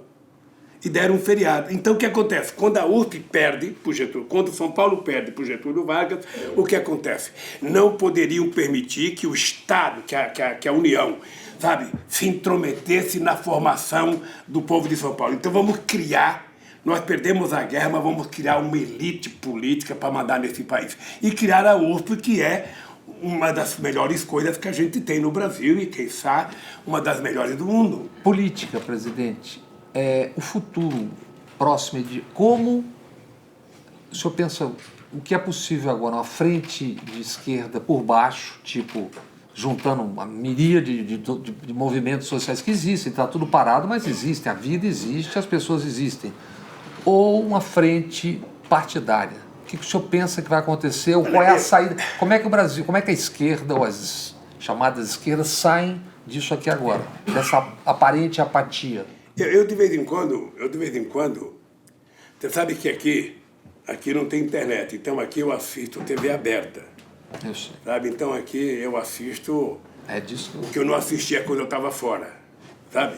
Agora o senhor está vendo que falta, então, fez a regulação, eu tenho um monte de canal da TV aberta, depois eu tenho um monte de canal da Igreja Evangélica e um monte de canal da Igreja Católica. Então minha vida é essa.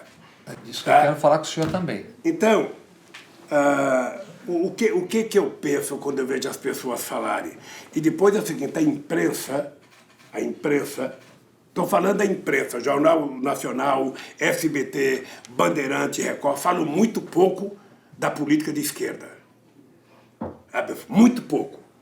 Então, é o seguinte, nós estamos habituados a construir frente de esquerda. Eu fui candidato em 89, eu fui candidato em 94, eu fui candidato em 98, eu fui candidato em 92, em 2020. Mas tem gente que diz que a liderança do senhor é tão solar e tão forte que isso tem impedido o surgimento, não só dentro do PT. O Ciro Gomes é um dos que faz essa crítica, que isso impede o surgimento de outras lideranças. O que o senhor pensa disso? Não. Você acha que o Pelé teve culpa de ser o Pelé? Que por conta dele não surgiu outros? Você acha que o Messi tem culpa? Peraí. É o seguinte, olha, tem muitas lideranças, o PT tem muitas lideranças. Por exemplo? Eu vou te contar, no meu tempo o PT tinha Zé Dirceu, Genuíno, tinha o Palocci, que eram pessoas de alto teor de competência política. Hoje o PT tem o Haddad, tem a Gleice, o PT tem o Camilo, o PT tem o Rui, o PT tem o Wellington, tem muita gente importante. Tem o Tasso Genro, só para dizer umas figuras públicas importantes. Fora do PT. Sabe? Fora do PT, você tem no PDT, você tem, eu não conheço todo mundo, mas você tem o Ciro Gomes, que é um grande quadro político, você tem o nosso companheiro Flávio Dino, você tem o Boulos, que é uma figura em gestação, sabe? Mas hoje a gente quer no combate. Quando eu fui candidato, eu tive o Ciro contra mim 2 vezes, eu tive o Garotinho contra mim 2 vezes. O PSB não foi comigo todas as vezes, o PDT não foi comigo todas as vezes. Foram no segundo turno. O PT não pode ser criminalizado por ser o maior partido de oposição. O PT não pode dizer, mas o PT quer tudo, o PT quer tudo. Eu quero saber quem é que abre mão. Eu quero saber se um partido que tem 30% dos votos para começar o jogo, abre mão para dar lugar a um que tem 2%. Eu quero ver em que lugar do mundo.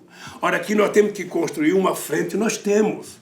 Agora, as pessoas precisam aprender que na construção de uma frente, e eu fiz isso muito bem, duvido que tenha uma queixa do meu comportamento, eu fiz isso muito bem. Ou seja, o que não dá é para a gente não levar em conta o seguinte: eu não posso ir na tua casa, tomar a tua cerveja e sair falando mal da tua casa, da tua cerveja. O problema do Ciro é esse, o problema do Ciro é que o Ciro não sabe conviver com contrários. E a construção de frente, a construção de democracia, pressupõe você conviver com contrários. Sabe, o debate democrático é uma coisa muito importante, mas muito importante. Então, construir a frente, está aí, o PT está se reunindo com o PCdoB, está se reunindo com o PSB.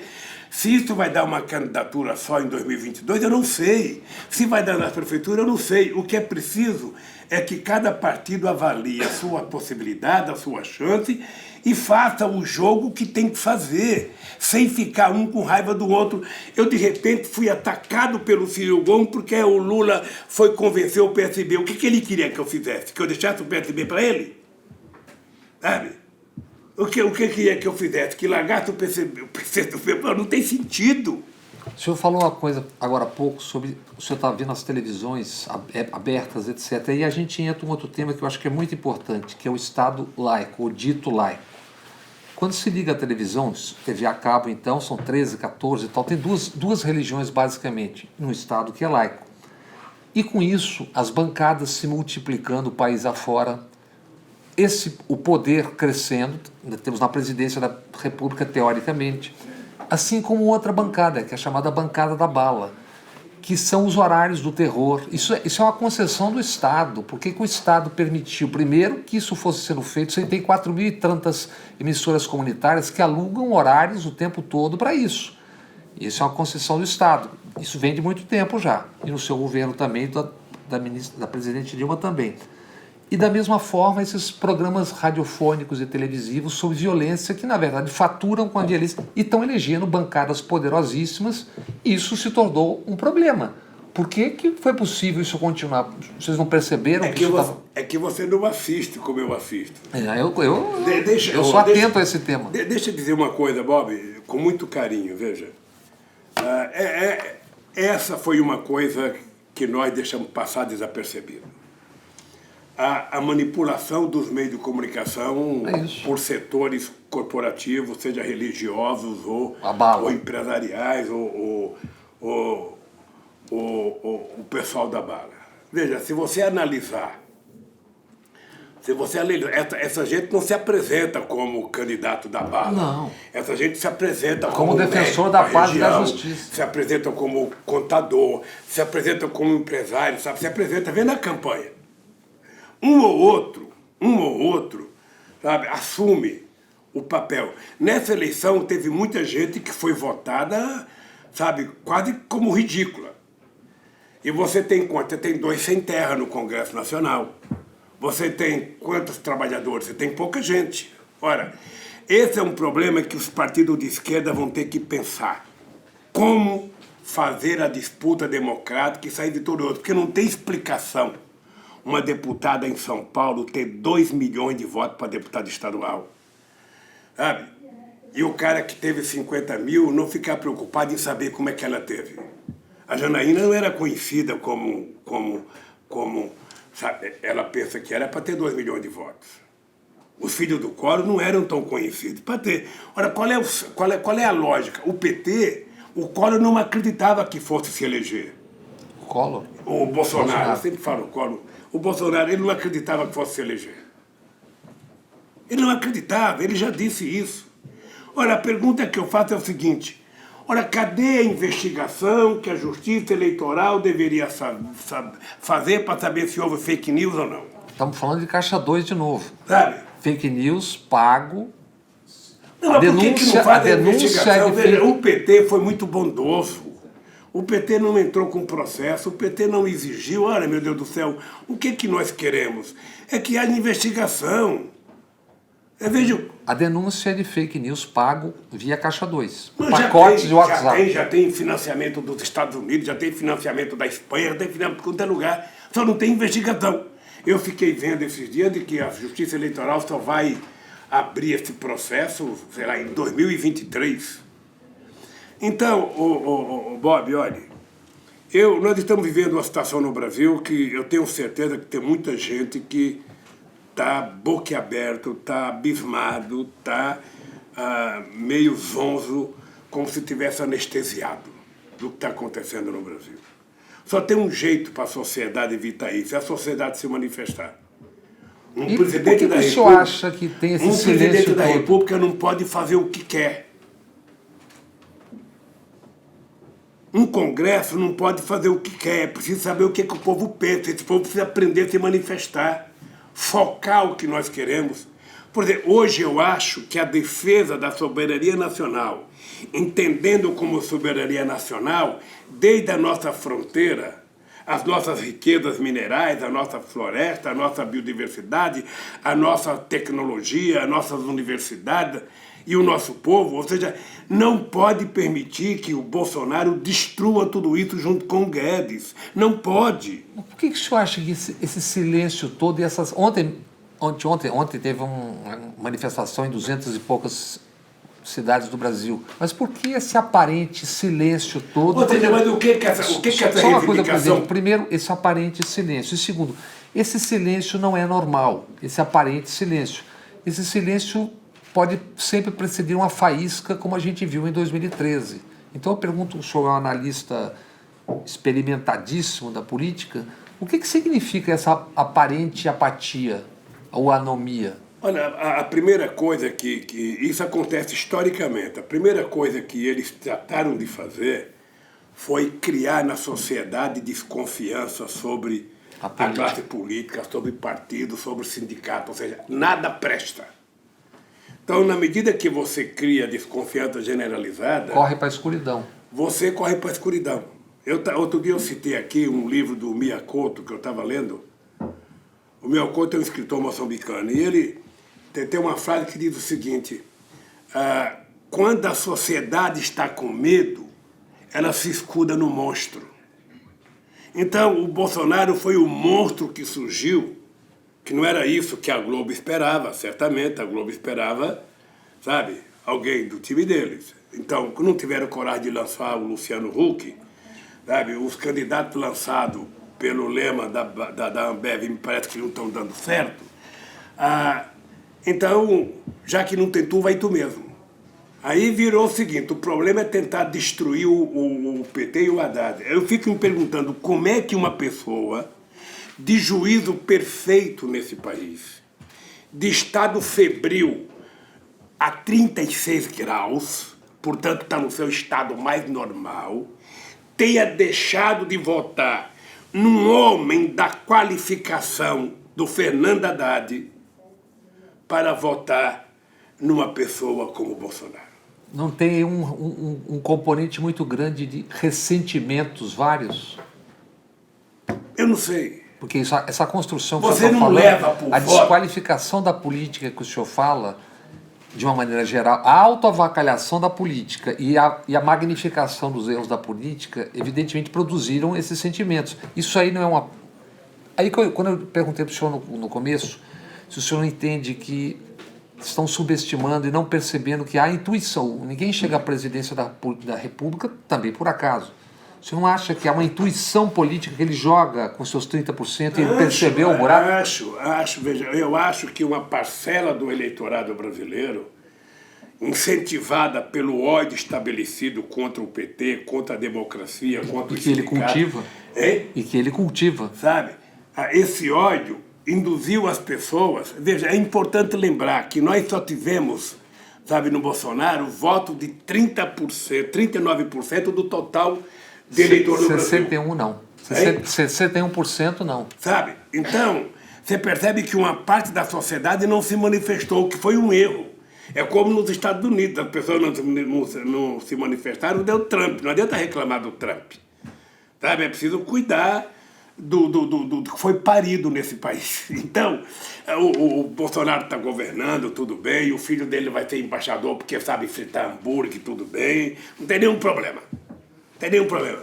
Sabe? O que é importante é que não se permita que ele destrua o país não é dele.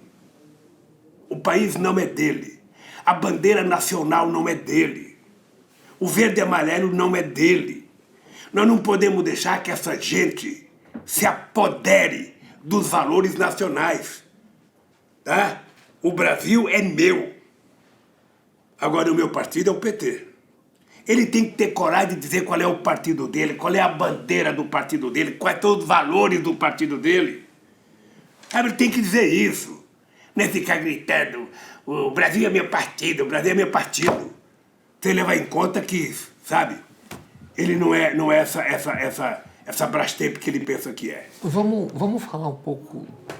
Deixa eu só dizer uma coisa para você aqui, para deixar você à vontade.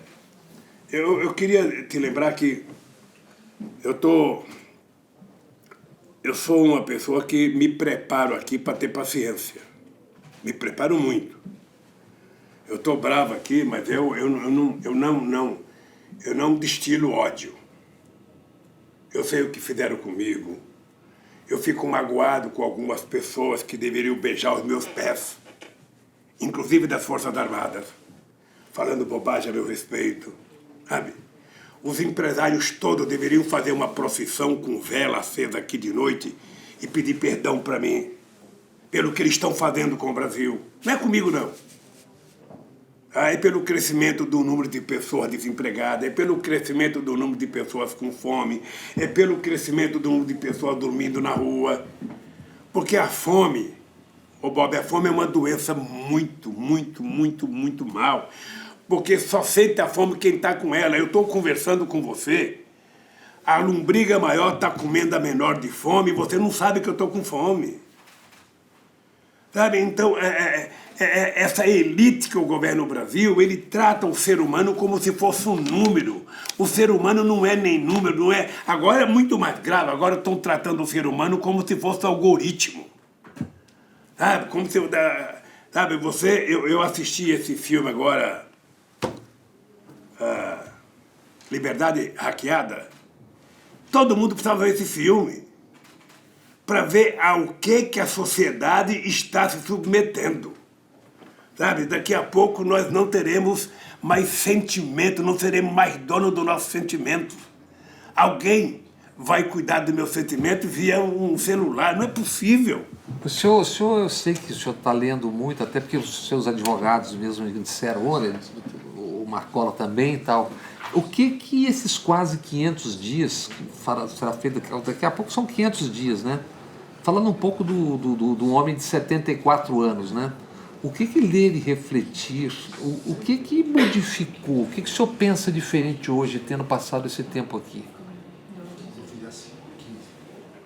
Olha, eu penso que a coisa mais extraordinária da idade é que ela te permite ir aperfeiçoando os teus conhecimentos. Hoje eu tenho convicção de que nada merece mais respeito sabe, do que a sabedoria dos cabelos brancos. Aliás, que você já está também. Se ficar aí, já tá bom. Sabe, porque a idade é muito boa, a idade, a molecada voa num celular, sabe? Mas para tomar decisão, você tem que pensar o que vai acontecer depois da tua decisão. Eu estou mais maduro. Hoje eu tenho clareza do que precisaria ser feito nesse país e eu certamente faria muito mais. A nível de política externa, a nível, sabe, de distribuição de renda, eu estaria mais radical hoje. Eu quero discutir a distribuição de riqueza e não distribuição de renda. E quando o senhor pensa, qual o senhor acha foi o maior erro que o senhor cometeu? Deve ter muitos erros. Deve ter muitos erros. Ou seja, eu posso dizer que foi erro tudo que eu não fiz. Mas posso te dizer... Mas diga algo que o senhor tenha feito. Mas só te dizer que a mágoa que se tem de mim é pelo que eu fiz. Maldita hora em que apareceu um pernambucano semi-analfabeto nesse país, que perdeu 3 eleições, foi eleito presidente da República e provou que era possível a filha de uma empregada doméstica disputar uma vaga na universidade com a filha da sua patroa e passar no Enem, passar no vestibular. Maldita hora! Maldita hora que nós colocamos um monte de meninos e meninas negras da periferia em universidades particulares, disputando com o filho da elite brasileira, sabe? E essa gente receber financiamento do ProUni. Maldita hora que nós inventamos de colocar o Estado para ser o financiador da vaga do aluno, porque se o Estado tem dinheiro para financiar o empresário, ele tem obrigação de financiar um estudante. Sabe? Então, eu acho que esse, na lógica dele, foi o meu erro. Na minha lógica, foi o que eu não fiz. Eu poderia ter feito mais, eu poderia ter feito mais universidade, eu poderia ter feito mais escola técnica, eu poderia ter feito mais cisterna, eu poderia ter feito mais transposição, eu poderia ter feito mais casa, eu poderia ter feito muito mais coisa. Hoje, eu fico torcendo para que o Brasil escolha pessoas que sejam capazes de fazer, sabe? E só tem um jeito de você governar esse país. É se você ouvir o teu coração, sabe? Se você ouvir o teu coração, sabe? Você vai ouvir o barulho daqueles que não estão no teu escritório, daqueles que não estão, sabe, no teu meio ambiente. É esse povo esquecido que nós precisamos dar a ele o alento de que é possível ele conquistar a cidadania. Então, você pode estar estranhando isso com a minha frase de que eu não quero progressão de pena. Veja, eu não sou maluco, não. Veja, eu te falei, eu quero casar quando eu sair daqui. Eu quero viver com meus filhos, sabe? Eu adoro tomar uma caipirosca, eu adoro comer um churrasco, eu adoro falar bobagem junto com as pessoas, sabe? Agora, o que eu não posso é sair daqui sem condenar os culpados, sabe? O Moro, pelo que ele fez com a toga, ele não merece respeito. Ele está se mantendo porque a Globo ainda sustenta ele. Ele está se mantendo porque ainda a Secretaria de Justiça dos Estados Unidos sustenta ele. O Dallagnol não deveria nem existir porque ele não tem informação para isso. Ele não tem informação para isso. Ele não tem tamanho para fazer o que está fazendo. É por isso que ele fez tanta molecagem, tanta bandidagem. Então, como é que eu posso, aos 74 anos, com 8 netos e uma bisneta, tá aqui. Pode perguntar para ele, sou bem comportado. Sabe? Sou muito bem comportado. Tem um testemunho. Sabe? Não exijo nada que eu não tenha direito, não encho o saco de ninguém. Sabe?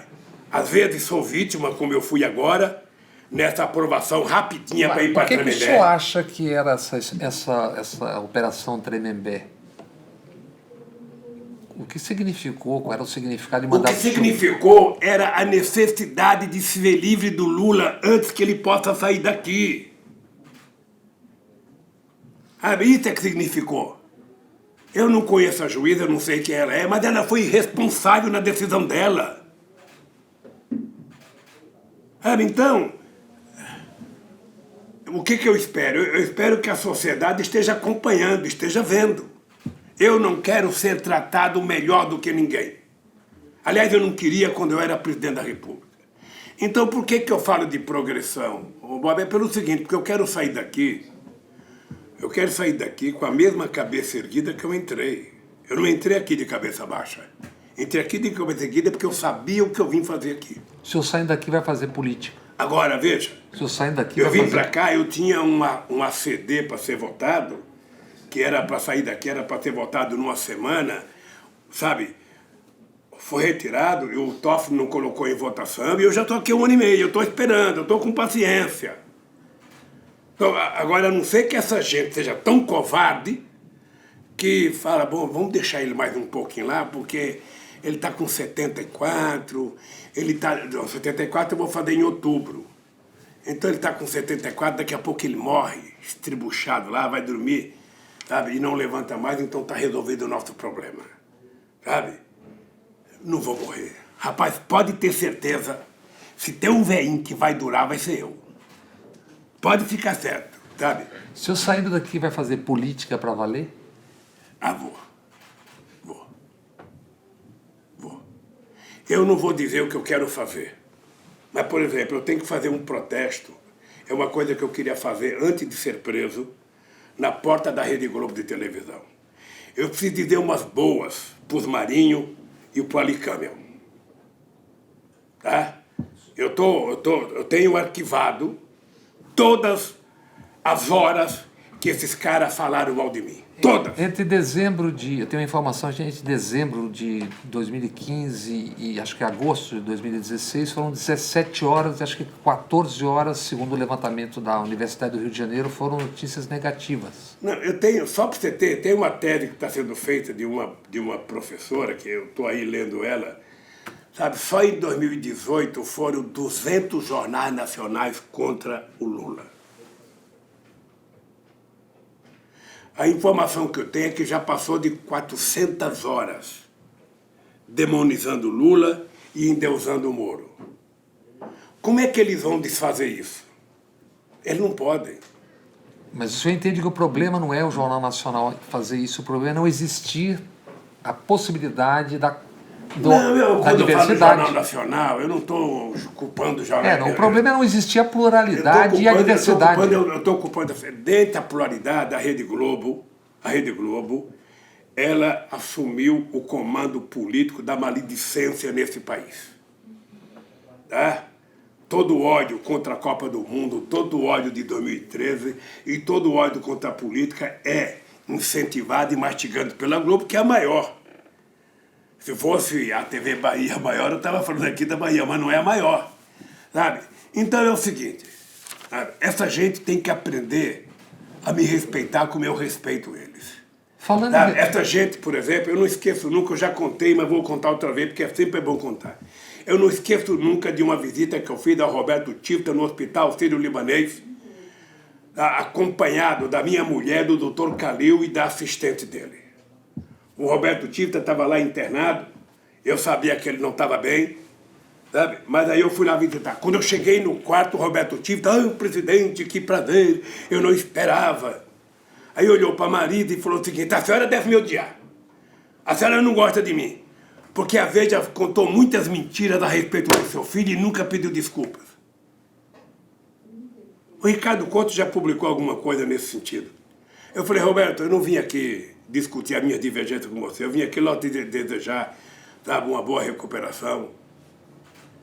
Sabe? Aí ele falou bem de uma jornalista, eu estou lendo aqui esse artigo de uma jornalista, não vou dizer o nome dela também, sabe, do Estadão.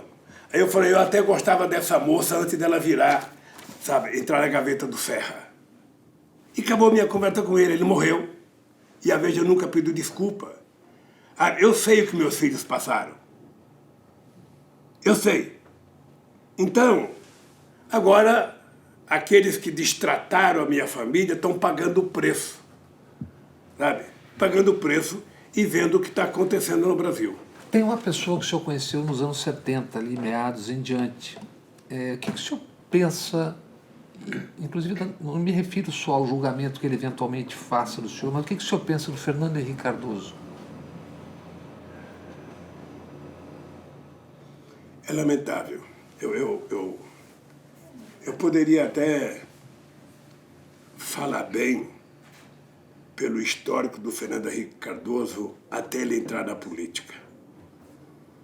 Mas, sinceramente, o Fernando Henrique Cardoso não merece o meu respeito. O Fernando Henrique Cardoso, na soberba, o Quercia falava, o Fernando Henrique Cardoso não sabe conversar com a gente sem colocar o dedo no nariz da gente. O Fernando Henrique Cardoso, lamentavelmente, vai morrer sem ter aprendido a conviver com o meu sucesso. A razão do ódio dele é a inveja que ele tem de não ter sido nem um presidente bem-sucedido internamente como eu fui e nem ser tão bem-sucedido no exterior como eu fui. Ele não me perdoa por isso. Como é que pode o príncipe da sociologia, né? Só não era rei porque tinha o Florestan Fernandes vivo. Como é que pode o príncipe da sociologia ser ultrapassado em prestígio, sabe? Ele não recebeu o título de doutor honoris causa que eu recebi. Então isso deve matar de inveja. Eu lamento. Lamento porque ele deveria ter sabido tirar proveito, sabe, do processo democrático das eleições de 2002, que ele era presidente da República, fez uma transição muito boa. Ele poderia ter tirado proveito disso para ele, mas não tirou. E falando nisso... Então, sinceramente, hoje eu não tenho respeito por ele. O senhor tentou fazer uma aliança no começo do seu governo, sem o PMDB ainda, mas depois fez. Ele governou muito com o PFL, com o DEM.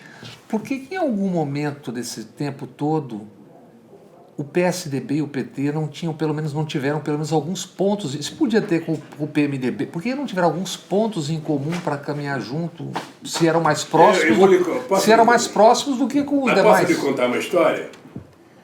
Nós caminhamos junto aqui em São Paulo com o Mário Covas em 94 e 98. Porque era o Mário Covas. O PSB, sabe, andou junto conosco na eleição... Mas eu digo em temas específicos que pudessem juntar coisas da sociedade, que pudessem juntar os dois. É porque tirando a ala do Mário Covas, é importante lembrar que o Mário Covas, ele não era bem aceito pelo povo de São Paulo. Veja, o Mário Covas, as 2 vezes que ele ganhou as eleições para o governador, o Mário Covas, o Maluf quase ganha no primeiro turno. Ele ganhou porque juntou todo mundo a favor dele. E eu gostava de graça do Mário Covas. Ele tinha um profundo respeito. Ele teve no seu... Ele disse, eu vou ao palanque do Lula... Não é porque o Franco Montoro, na época, era presidente do PSDB e resolveu fazer aliança em 89. E colocou o Fernando Henrique Cardoso para coordenar, mas o Fernando não queria. O Fernando, na verdade, já tinha assumido o compromisso com o Collor. O Collor me disse no avião isso. O Fernando Henrique Cardoso me disse que tinha assumido... O Collor me disse que ele tinha assumido com o Collor o compromisso de que ele seria ministro da Relação do Exterior e o Serra seria ministro da Fazenda. Quem botou o pé na porta foi o Covas. E o Covas não quis. O Covas não quis e outros companheiros do Covas no Congresso Nacional. Então eu tinha um profundo respeito pelo Covas. O Covas é daquele cara como o Riquião. Eu gosto sem pedir que eles gostem de mim. Sabe? Eu gosto porque eu gosto. O Riquião é assim. Eu gosto do Riquião porque eu gosto. Não precisa gostar de mim, eu gosto dele. Nas vésperas do segundo turno, no 89, ele falou, eu não vou para o segundo turno e não é o Brizola, é o Lula que vai. Sabe o que vai acontecer? Eu vou para o palanque dele e meu partido vai ficar lá escondido no fundo. É isso. E eu vou perder a eleição de governador porque o eleitorado de São Paulo não aceita. Em 94 o PT ia tomar uma decisão de voto branco, de não votar no Mário Covas. O que eu fiz? Peguei, sabe, alguns prefeitos do PT, peguei o Suplicy, fomos para a rua defender o Mário Covas antes do PT decidir. E aprovamos apoio ao Mário Covas em 94 e depois aprovamos apoio ao Mário Covas em 98. Então nós estivemos juntos. Era possível construir alguma coisa com um homem como o Mário Covas. Mas depois que o Mário Covas foi embora, sabe, quem sobrou? O Alckmin. Estamos quase acabando. Nesse tempo aqui na prisão, o senhor perdeu um neto muito próximo, vivenciou isolamento, reclusão, distanciamento da família, dos amigos, da política, do seu cotidiano. O que foi mais difícil enfrentar nesse processo todo, nesse tempo todo? Olha, o mais difícil, veja, o mais difícil é o seguinte, é muito duro você estar preso sabendo que os culpados são os responsáveis pela tua condenação. É muito duro. É muito duro você ver a cara de pau do Moro. Você vê a cara de pau daquele Dallagnol. Sabe? E você sabendo que eles é que deveriam estar aqui no meu lugar. E jamais poderiam assumir uma toga, sabe? Ou ter um cargo no Ministério Público. E você vai fazendo processo, vai fazendo recurso, vai fazendo recurso, vai fazendo recurso, e não é julgado nunca, e eu não posso julgar, e vai enrolando. Quer dizer, eu não me conformo. Obviamente que a morte do meu neto Arthur é uma coisa que não tem consolo. Um moleque morrer do jeito que ele morreu, não tem explicação. Me coloca em dúvida até as minhas crenças, sabe? Porque é muito duro. Então eu estou aqui, vendo a minha família passar privações, eu estou com meus bens todo bloqueado. E eu estou aqui, porque eu estou cumprindo o egocentrismo do Moro e do Dallagnol. Ou seja, o narcisismo deles me colocou aqui, porque a Globo os transformou, sabe, em heróis nacionais, né? Porque essa é a verdade. Até agora, pasme, eu tô gravando, hoje é dia 14. Até agora a Globo não teve a pachorra de publicar as coisas da Intercept. É como se não existisse. E eles tiveram a cara de pau de inventar. Aí eu preciso cobrar da Polícia Federal, quando você puder for a Brasília, eu cobro o Valeixo, que é o diretor-geral. Foram capazes de inventar um hacker em Araraquara, prender um hacker para dar vazão às mentiras do Moro, e não tem coragem de prender o Queiroz. O Queiroz. Ou o Queiroz está morto, sabe? Ou evaporou. Ou evaporou. Porque a Polícia Federal, com toda a inteligência, não conseguia achar o Queiroz e nem conseguia achar quem foi que mandou matar a Marielle, é porque não tem interesse, filho. É porque não tem interesse. Então, eu vou aguentar.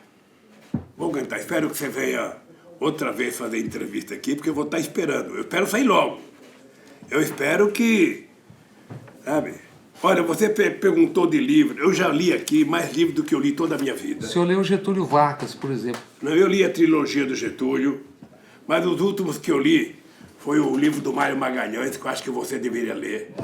Tá muito bom o livro dele. É uma coisa, para mim que vivi o período, você tá lendo o livro, é como se você estivesse junto com ele.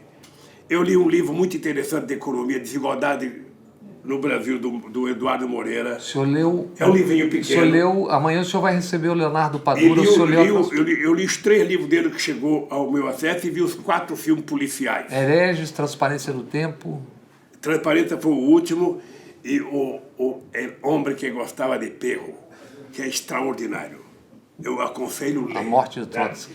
Depois eu assisto, você sabe que eu assisto muito filmes brasileiros. Eu assisti recentemente Guerra da Conquista, Massacre dos Índios, Guerra de Palmares, Massacre dos Negros, Guerra do Paraguai, Revolução de 30 e Universidade do Crime. E assisti uma série de 29 filmes sobre os presidentes do Brasil, desde Marechal Deodoro até agora. Curso de História? Eu vi, Tá fazendo um documentário. Aí tô assistindo uma seleção de filmes que eu pedi para o meu amigo Mauro Lopes fazer no canal Paz e Bem, que é Retalho do Brasil. É contar a história do Brasil que não foi contada. Sabe? A Revolta da Chibata, é contar cabanagem, é contar... Balaiada. Balaiada, é contar tudo. Contar zumbi, contar... Então eu já tenho 20 filmes, pronto. Eu acho que eu já vi quase 19. E estou me inteirando das coisas. Para encerrar, o senhor leu a biografia do Getúlio. O senhor vê semelhança entre seu período, aquele período e esses anos recentes? Olha, eu não vi semelhança por causa das origens dos personagens. Getúlio era um homem da elite. Eu digo a ação e a reação. O comportamento da elite é mais ou menos o mesmo. Ou seja, primeiro, isso é histórico, isso é na humanidade. Tá? Isso é na humanidade, historicamente é assim. No meu caso, eles tentaram me destruir de todas as formas. Ou seja, eu nunca tive favor da imprensa brasileira. Nunca tive. Com raríssimas exceções, sabe? Você sempre me tratou bem, Mário Ketz me tratou bem quando eu fui na Bahia, tem outros em Pernambuco. Quando o senhor diz tratar bem, quando o senhor diz tratar bem, eu ouvi suas razões, agora, que é o básico, né? Agora, é tratar com respeito, apenas isso. Eu nunca pedi para um jornalista fazer uma pergunta que eu quero que faça o que quiser. Se eu souber responder, responde. Se eu não souber, não respondo. Então, a única coisa que eu queria te dizer é o seguinte, olha, eu peço a Deus que a sociedade brasileira acorde para salvar esse país.